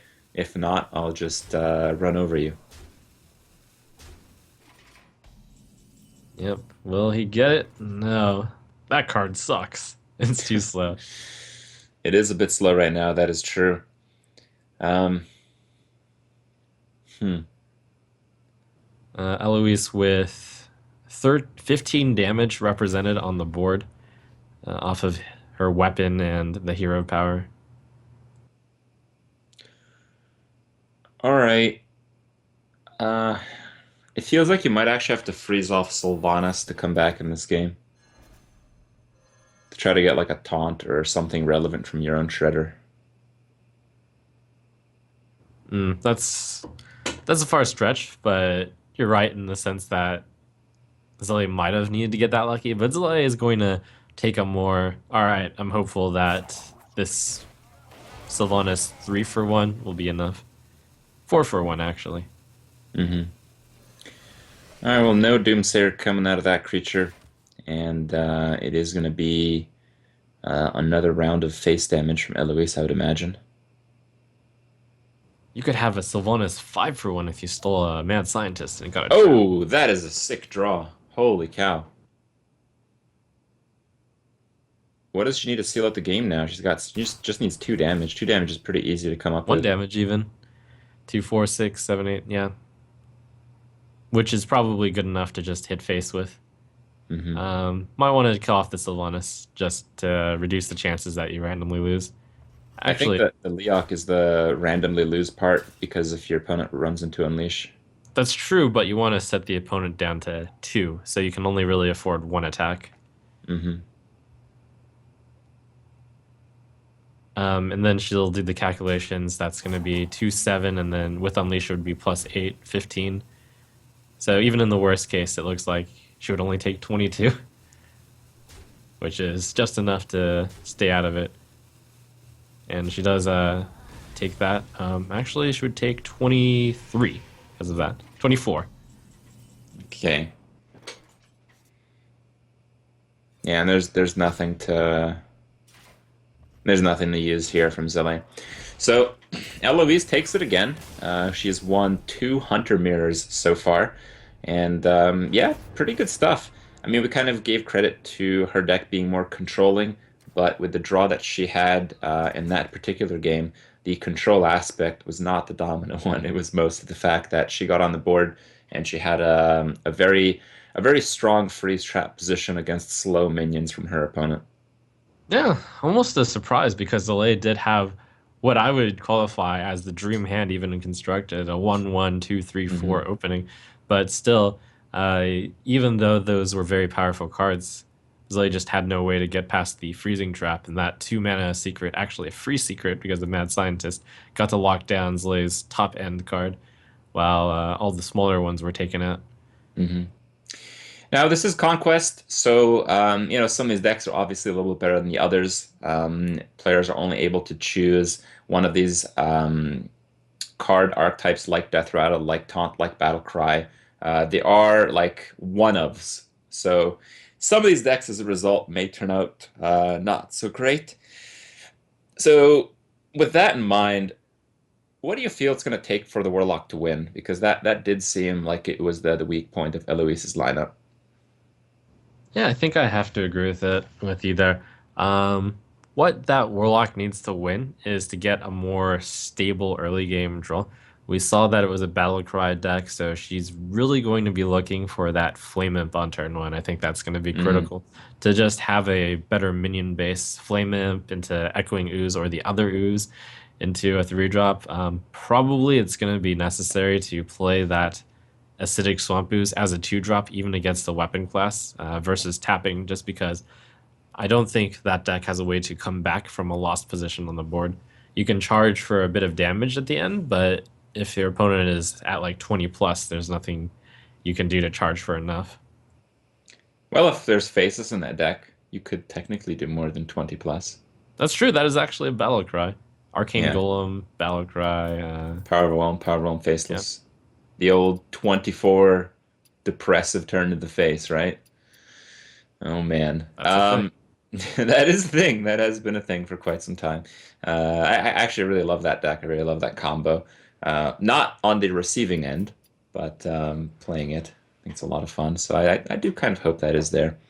But I was mostly curious, like in terms of the matchups. Like it feels like that Warlock deck might really struggle against some of the more controlling decks, and it feels like all of Zealot's decks are pretty controlling. Maybe the Hunter being the least so, in fact. Yeah, there's something that's actually a pretty big problem with Eloise's deck. It's that she's running the Battle Cry Zoo, which is more of the old school Zoo. But we saw this come up in her games. Uh, she absolutely needed to like have a minion on the board to buff with like the Dark Iron Dwarfs, the Defender of Hmm. Arguses, the Power Overwhelmings, the Abusive Sergeants, and sometimes you just don't have that minion on the board. So that's why I think Paladin's a pretty good deck. It can keep everything off the board constantly. Zlay's Hunter should do that. The Druid probably would be Eloise's best matchup to go against because Druid has a chance of not being able to clear everything. Yeah, you're right about that. Also, the Druid might just opt to go for a face type of game plan if it has the big taunts, and you can get punished by power overwhelms and just crazy high buffs as a result of that line of play. While the other decks might just have a um, more aggressive type of play for the board, as you mentioned. So I think you're right about that. I kind of thought the Hunter might have been the best matchup for her Warlock deck, but I think you're right. I think it probably would be the Druid. We're going to get to the game here shortly. We just wanted to fix up those bugs for you guys, so we will have both perspectives of the game active, so we can see all the little details of each of the decisions being made in the game. Cool. And here we go. All right. I'm kind of hoping that Eloise just puts out her Warlock last. All right, good. That's that's what we're gonna see then. It's gonna be Yep. Paladin versus Druid. Um, I don't think we've seen equality yet from Zelle's Paladin, but thanks to the nature of Show's Face Hunter deck, we've only really seen like 8 cards from it. So it Yeah. it very well might be in there, and that is a pretty devastating blow to any big minion taunt deck. Yeah, I mean, with this Battlecry Paladin, it is one of the decks that looks most similar to its constructed counterpart of just mid-range Paladin. A lot of good cards. The Bomb Lobber is an interesting one, and particularly good in this format because there's always going to be minions, unlike in non-restrictive constructed format where the Bomb Lobber might not hit relevant things. Hmm. Yeah, the Bomb Lobber, the Peacekeeper, the Equality, as we can see it there. It seems like Zelle is going to have most of the creatures on lock here. It seems like this is actually going to be a pretty easy matchup. For Paladin. really, well, I was just about to say this Paladin hand really sucks, and if he coins out the oh, I was thinking he was about to coin out the cog hammer, but of course not. He would do this, he doesn't have a 4-drop, and that's the main sticking point. And that he didn't have a 2-drop. The Paladins have been spoiled ever since that shielded mini-bot, but in this deck you cannot run shielded mini-bot. I really think that you just have a lot of time against this druid, and with equality, you're just going to win out because of it. Yep, this is a very efficient way to remove both minions for essentially free. Now, some people would perhaps attack first and then Divine Shield up their then 3/1 creature.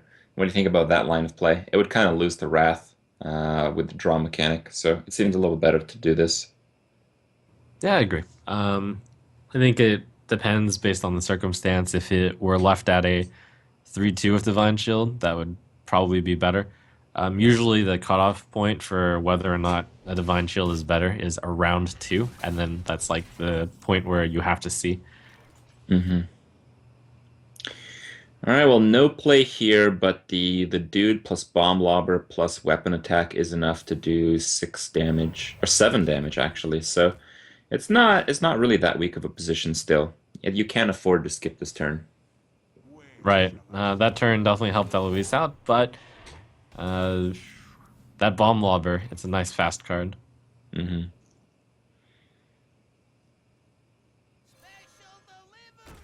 Yeah, seeing if like maybe Lothar might be a little bit better, but not really. Now that you have Equality and Consecrate together, you don't really want to set up any boards for just Consecrate, as you otherwise may want to. You kind of just want to clean up the board, and whenever you're in a position where you're totally lost, then you Equality Consecrate together. Yeah, this is trouble for Eloise. Her hand is clearly very quickly running out of stuff. After that Sunwalker play, she's going to have the Force of Natures, which aren't very efficient based off the mana cost when you don't combine them with anything. She's going to have the Starfall, which doesn't look like it'll do much other than perhaps deal 5 damage to Lotheb, and you can't do it the turn that comes out. And she's going to have Nourish, which is a really slow card. Yeah, it's true. If Zele ends up going with a Lotheb play, she's going to be in a lot of trouble. And looking at his hand, a Lotheb play seems inevitable. Time waits for no one. It's going to be Sunwalker, dies to the board, and to Lotheb. Ooh, and that's really good.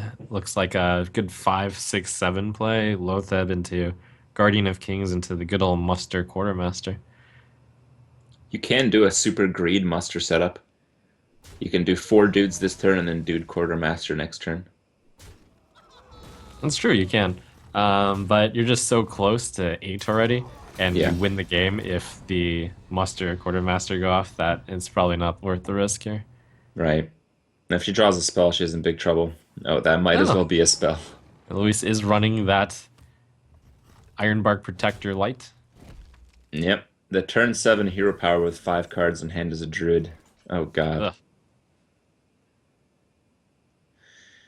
Alright, well, that's not really enough to play anything still. The Force of Nature killing the Guardian of Kings removes 4 creatures, which puts the Lumber on a 5 mana cost, which is still not enough. Even if she picks up an Innervate, it's not enough.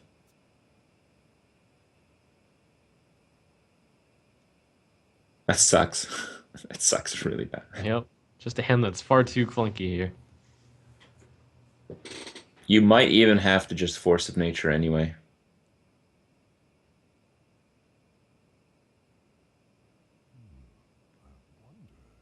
Actually, no. I think if you had Poison Seeds, you would Nourish to draw. So you could have the Poison Seeds super combo into your Lumber next turn. And if you have Lumber, the chance you have Poison Seeds is not 0. Right? Like you would Yeah, that's consider true. putting it in. Okay. She's gonna slow the bleeding. Is like gonna put up a lot of pressure this next turn though. For no one. Yeah. She is able to deal with it if she picks up a swipe. But she's already used 1 swipe, so the likelihood of that is quite low. Yeah, the other way would be to get some kind of spell damage, but in a taunt deck, there's nothing with taunt and spell damage to my knowledge. No, I don't believe so. All right. Um, yeah, it's basically poison seeds or swipe or bust here, I believe.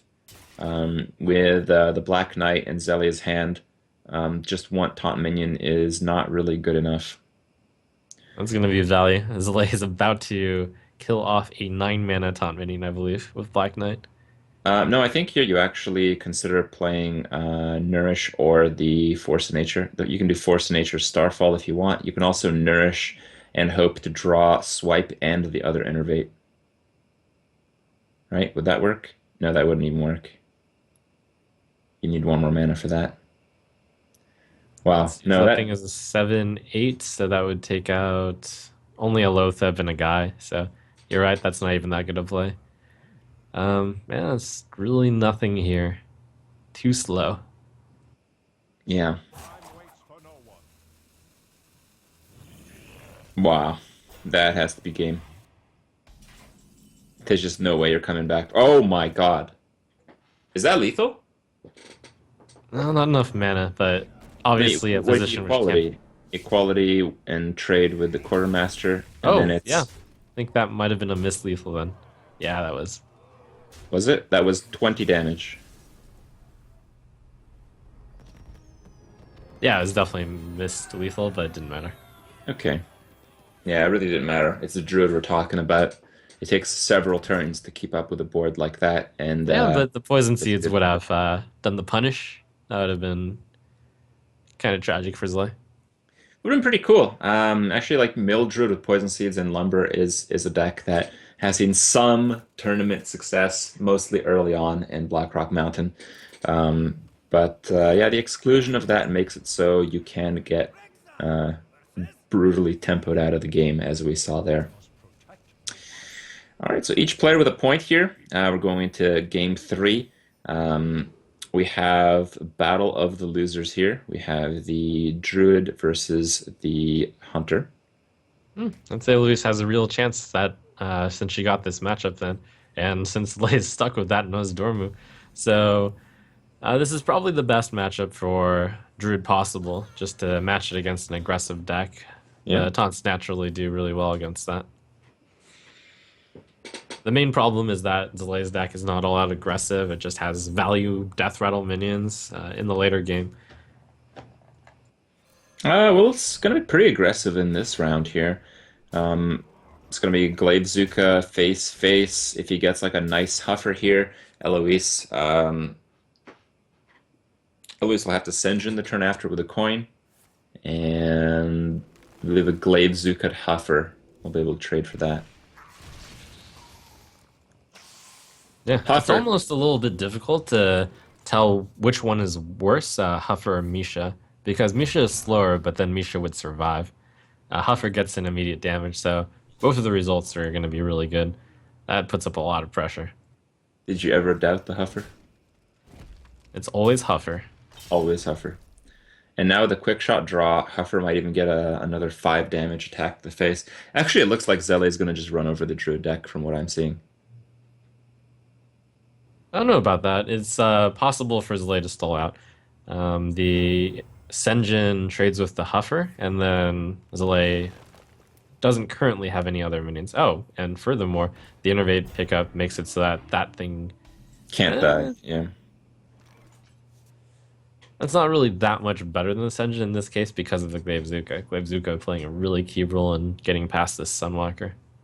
Oh, it's like infinitely better. What?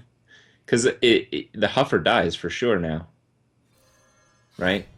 What? It was gonna die to the. Oh, right, No, it right, right. wasn't. Yes. It would have hit face for 5, and then it would have been very tragic because there's still a 5 attack Huffer, and then what do you do against that? Then you Right. actually are screwed. The Sunwalker actually stops the bleeding, right? Hmm. All right. Well, Eloise is in that game plan where you just play stuff and hope it doesn't get horribly punished. But she's going to be in the clear here for a few turns, and with 15 life, that's plenty of play left. Yeah, this could work out for Eloise. You just play the Force next turn, and then you play Ancient of War into the Volcanic Lumber. And then you just hope to out big guy your opponent by the time before you get steady shotted down. I think both sides have a chance here. I think that's absolutely right.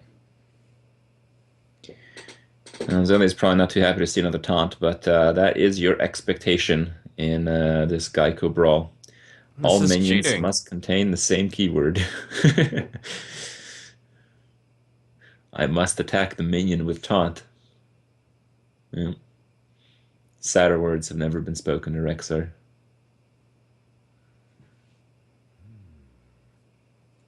Well, he does have a pretty clear-cut kill on one of the Senjins. I wonder what he's actually really thinking about here. Um,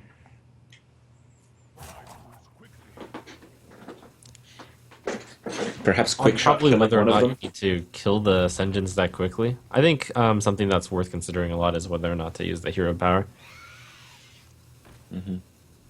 Chooses not to here. All right, well, this will be an extremely efficient force of nature. All right, I think maybe an innervate would have been enough here, right? 1, 2, 3. No, because the thing doesn't die on her turn. No, not quite. Yep, so hard to get the volcanic lumberer to work. That's a discount of 5, but nowhere close to having the mana to pay for that still. Yeah. Yeah, the most minions she could have killed off was 1 extra. So the most she could have reduced it down to is 3, and an innervate would not have been good enough. Zlay's out of steam right now. He is out of steam, but he's got Nasdorma, which counts for absolutely nothing right now. Well, it's possible that this would be kind of tragic, but it's possible that Nozdormu could block enough damage so that Force of Nature Savage Roar doesn't work. All right. All Nozdormu is doing right now is blocking Quick Shot from drawing a card. Well, here I think you'd have to consider just killing the beast off.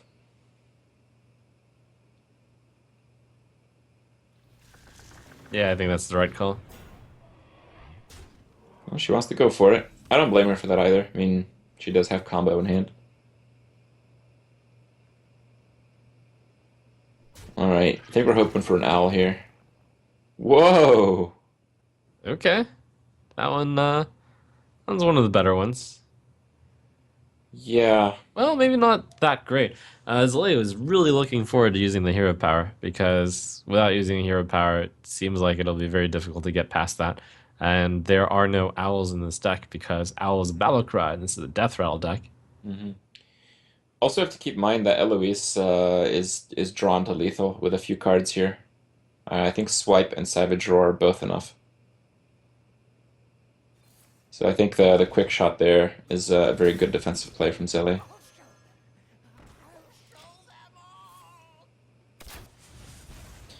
I think he might need a Hunter's Mark to push through this, but this at least has him survive until next turn in some situations.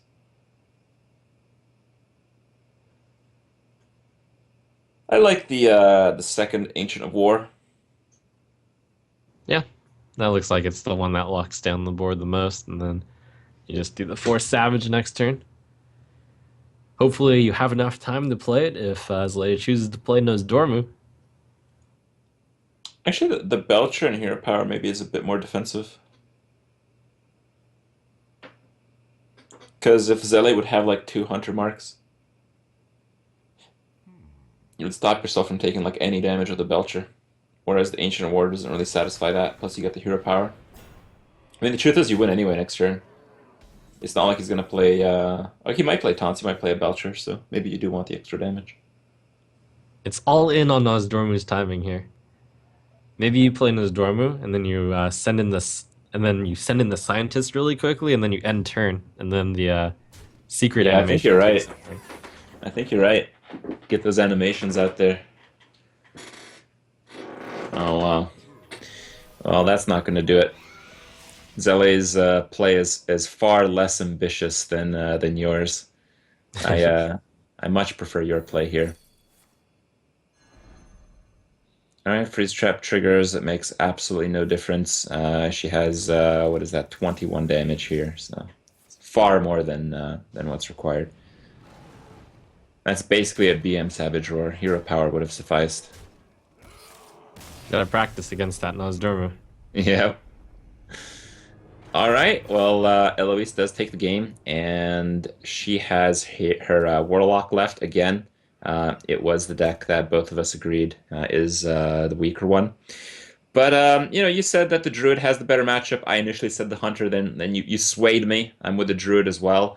But certainly the worst matchup is Paladin, and that is out of the way.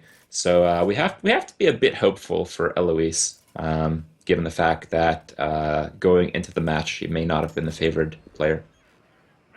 That's right. Just the kind of order that this went down. Uh, wow, Hungry Dragon in the Zoo deck as well. Hmm.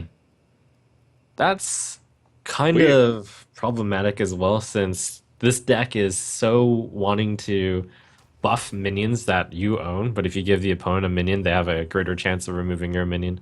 Wow, she keeps the Shattered Sun Cleric. That's optimistic. Maybe there's just a lot of early game that she's just not drawing into. When I think about all the battle cries that are possible, I can't really think of that many. I mean, the coil is really good here. But keeping the Showered Sun Cleric, I don't really believe in that, just because it seems really hard to get a 2-drop. Maybe on the flip side, there's just so few that you have to keep that. It's possible. All right, well, there's the Flame Oh, Imp. got him though. Wow, this is really good. Play both ones. Well, the bow is going to make quick work of this, I believe. You do have the implosion to follow though, which is quite nice.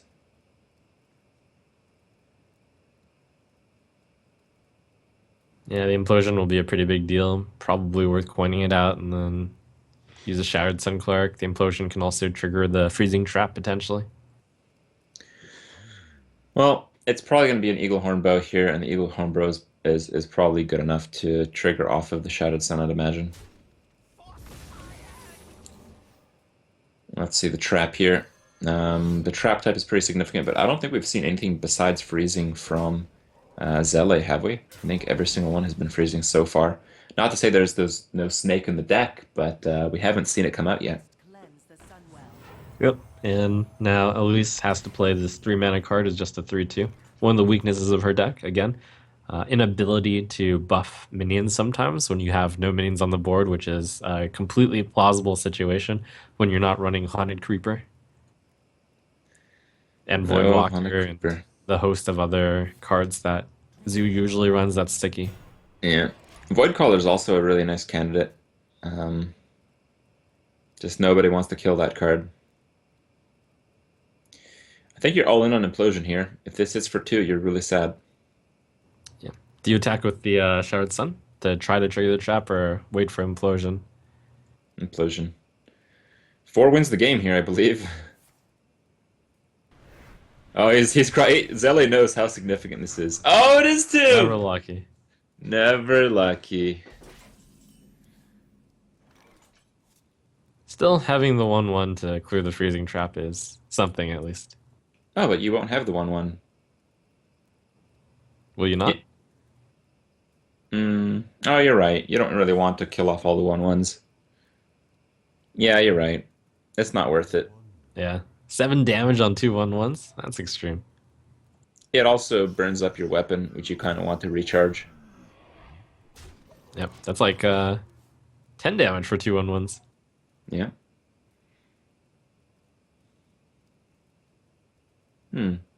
That's a pretty good draw. That it is. It's going to be enough to clear off the stuff pretty efficiently. Finally, Luis has stuff on the board. Once she does have stuff on the board, all of her cards are very efficient. Yeah, but she doesn't have much cards to follow, really. Like, she has cards she can draw that will help that, but she'd be using most of them up to clear here.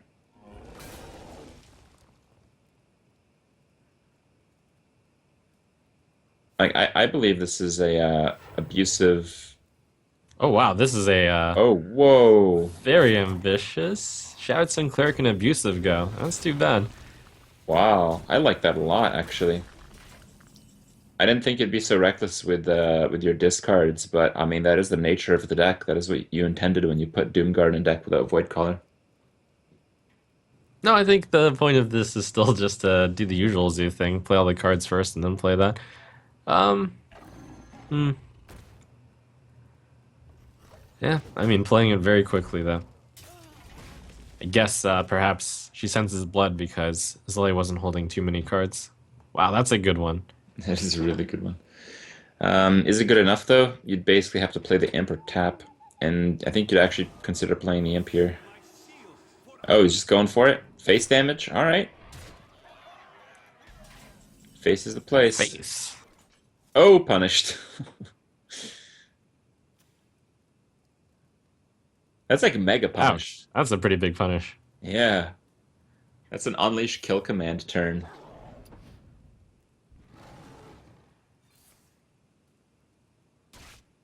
Yeah, you that's can a full absolutely clear. just clear the board. Yeah, go for it. Very hard for Eloise's deck to play from having no minions. And certainly against the 6/5. There's no answer to that in that deck, I think. Other than Yeah, Doomguard. there's basically almost no hope here, Oh my and gosh. Muko actually gives him lethal, There's doesn't so he? many cards in He's Eloise's got lethal deck in which play. self-punish also, with like King Mukla buffing the opponents and Hungry Dragon buffing the opponents. Yeah, the masochistic Zoo deck. Yeah, she has to tap to stay alive here, and I don't really see how that's going to work out for her at all. I guess she'd be looking for a Defender of Argus to try to taunt up her Lotheb and potentially King Mukla. Oh, if she has to tap to get it, it's not going to happen.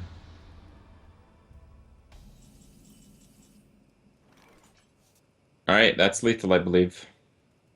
Glaive Zuka into It's one bow short. into no, you Glaive Zuka first, right? Yeah, that would be 13 then, Oh, is it? since you replace the Oh Eagle yeah, you're Wings. right. That's You're right. three, You're right. five, six. Yeah, It is one short. Okay. but that's still enough. But right now, if you're in Zalea land, you're just trying to figure out if you have any way to like guarantee the win. I don't think there's a way to kill Lotheb while also setting your opponent down low enough. Don't Hmm. want to trade off the 6/5. So you probably set your opponent down to 2. Seems reasonable.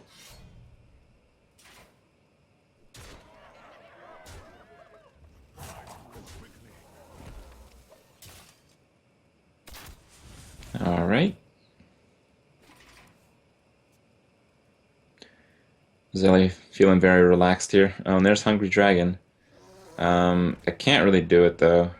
Yeah, not even You, Zombie Chow would work. Oh, yeah, not even Zombie Show. you will not pass. Seeing Nope. that, you will get the friend of the Gold Star Footman, tournament attendee.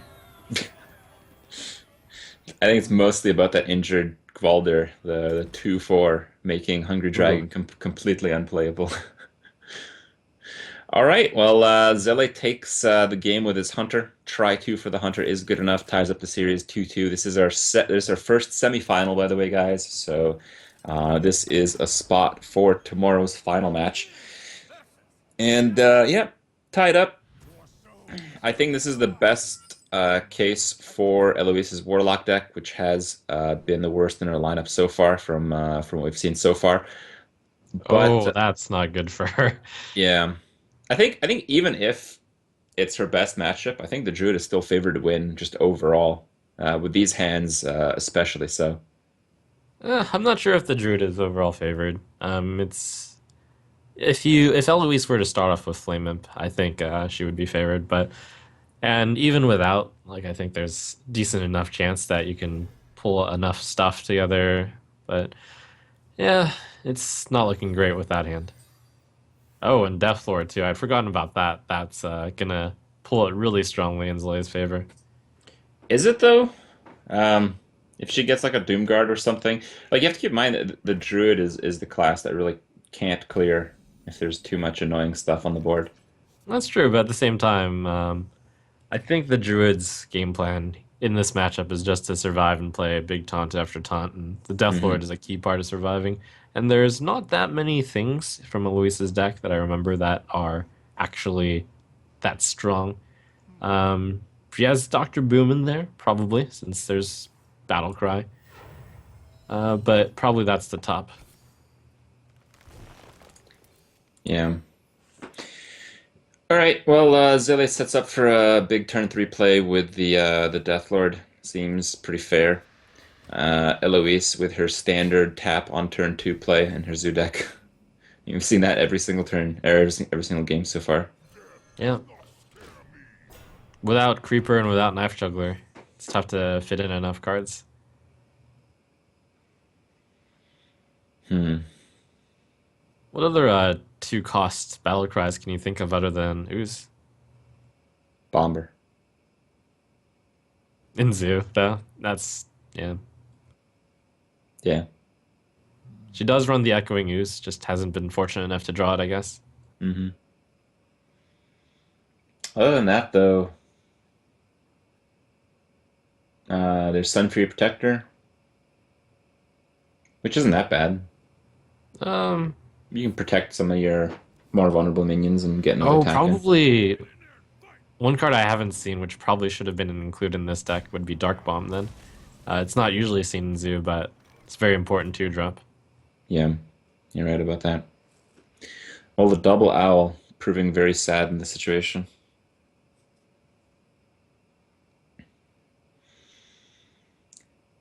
Hmm.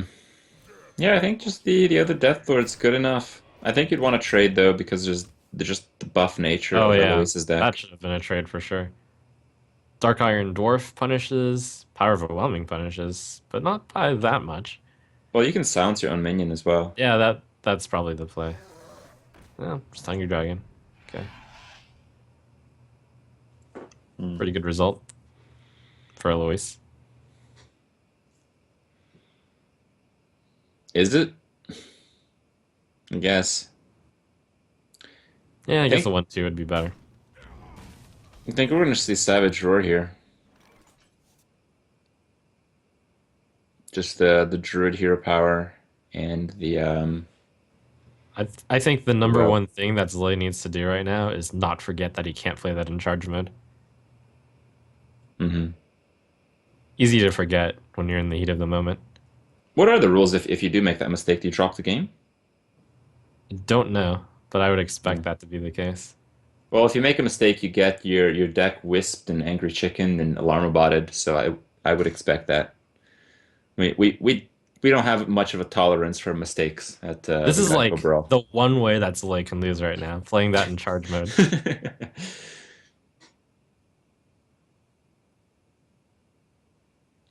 Which would normally be the right play, I think. Yeah. Push for damage. Uh-oh. Oh no. Oh my god. Oh. Clicks the right button. All right.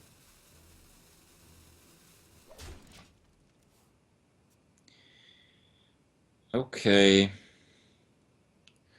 There's Mukla, which doesn't do much. I kind of like the Power Overwhelm kill on the Druid of the Claw. I like the Mortal Coil on the 2/1. Hmm.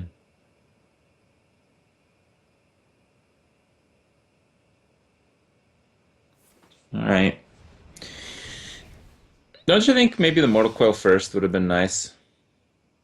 Okay, obviously it would have. Oh, yep. Uh, yeah, that would have been better. Hmm. You would have basically dealt 2 damage for free to the Death Lord, which is quite significant considering you've run out of granular spell damage. Right. Right now, I think she needs to still play the Dark Iron Dwarf and be like, oh, oops. Yeah. No, I was just try to save face a little bit with the King Mukla, but this can really set up a disaster situation.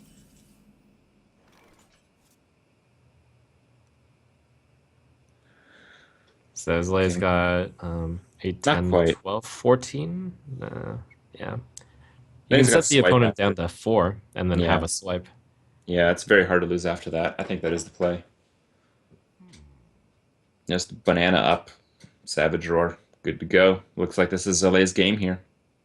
Yeah. At the same time, it's hard to think. It's hard to really see which one wins the game more often. Between just playing the Sunwalker on curve and just hitting Eloise for 6. That's clearly very good as well. Mm.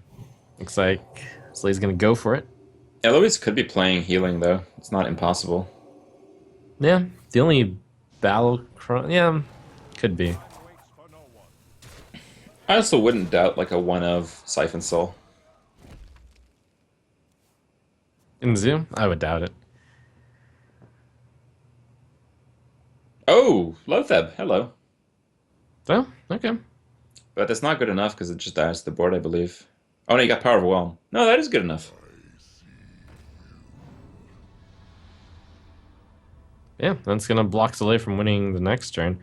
And if Eloise gets something really strong from Deathlord, I wonder if there's a chance.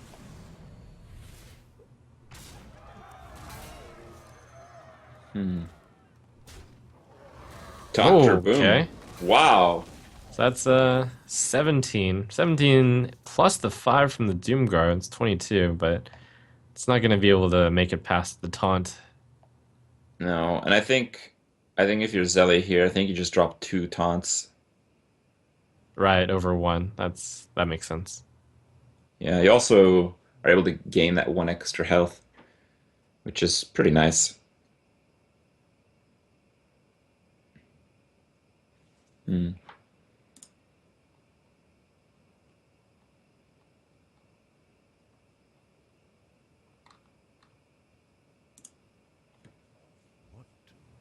So it probably makes the calculation too. Like even if there is silence, then Luis only has 5 mana left, and let's see, 17. She has to do 11 with 5 mana.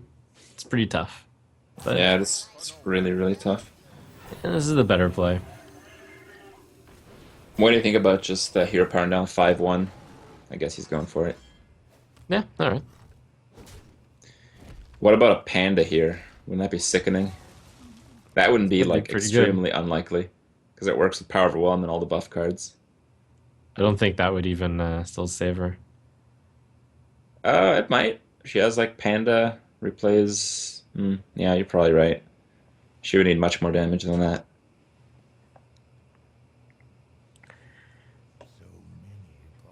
Yeah, I'd say this is definitely Eloise's weakest deck, and she gets punished for it in the Conquest format.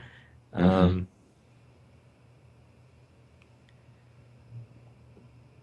Yeah, there's nothing she can do here. With all the great battle cries that are in the game, uh, I feel like this has the least synergy. Like especially the Arcane Golem seems especially out of place, and just all these buff cards with no early game to buff. Yeah. Alright, she's just trying to seal out the game on a 2-turn lethal, but that's just not going to happen. The swipe takes care of the Warlock, takes care of Eloise, and Zele is going to advance. He is our first GEICO Brawl #2 finalist. And I mean, all of his decks, out of all the players we've seen, I think he has the strongest weak deck, and that is very important in the Conquest format. So I think he's absolutely earned his spot in tomorrow's final. And I agree. if we take a quick look at the bracket, we can kind of see who he may expect to face off against. We still have one match for you guys today. While there was the first semifinal, we've still yet to see some from the remaining players. While we won't see anything from Strifecrow and Amaz today, we will see Caldi versus Hoj face off in the match that's going to come up in a few minutes. We're going to go to a break before that, but also I want to mention to you guys, if you guys want to check out geico.onog.gg, you guys can enter for a PC giveaway. You can get your official TSM PC. and it doesn't take much. It's just a raffle. Check it out, enter, and check out maybe the other promotions. And you guys can also find like the schedule and all the other cool events that are being put on by the One Nation of Gamers on the website as well. So check that out in the break. We won't be long, and stick with us.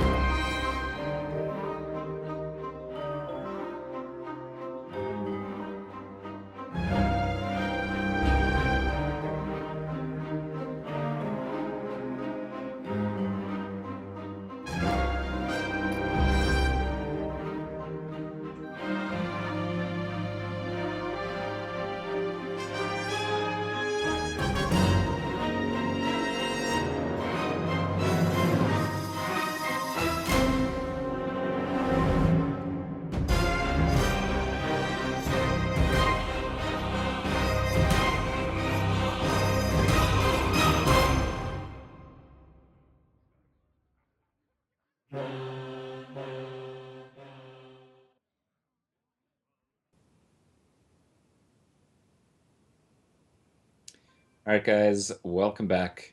So we have some sad news and some less than sad news. We Yep, were you may supposed have to have. noticed that the timer lied a little bit because we were getting said news, but go ahead, Crip. So we were supposed to have Hoj versus Caldy tonight for you guys.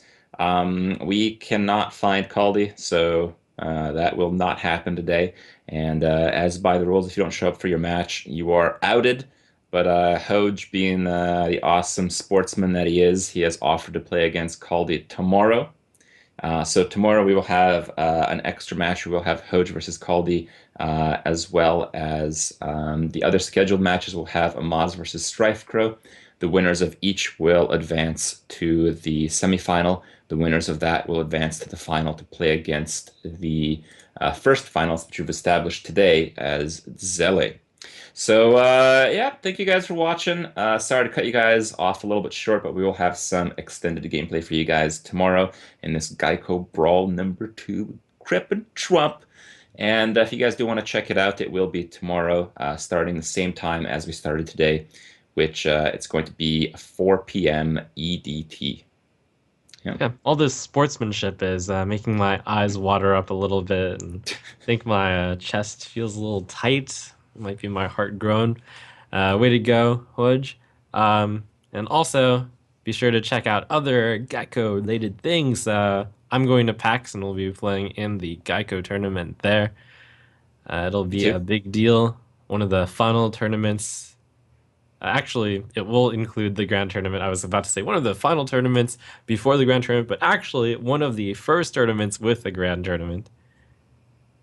All right, should be fun.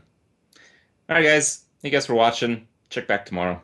We'll see you guys then. Tomorrow, 1 p.m. Pacific, 4 p.m. Eastern. See you there.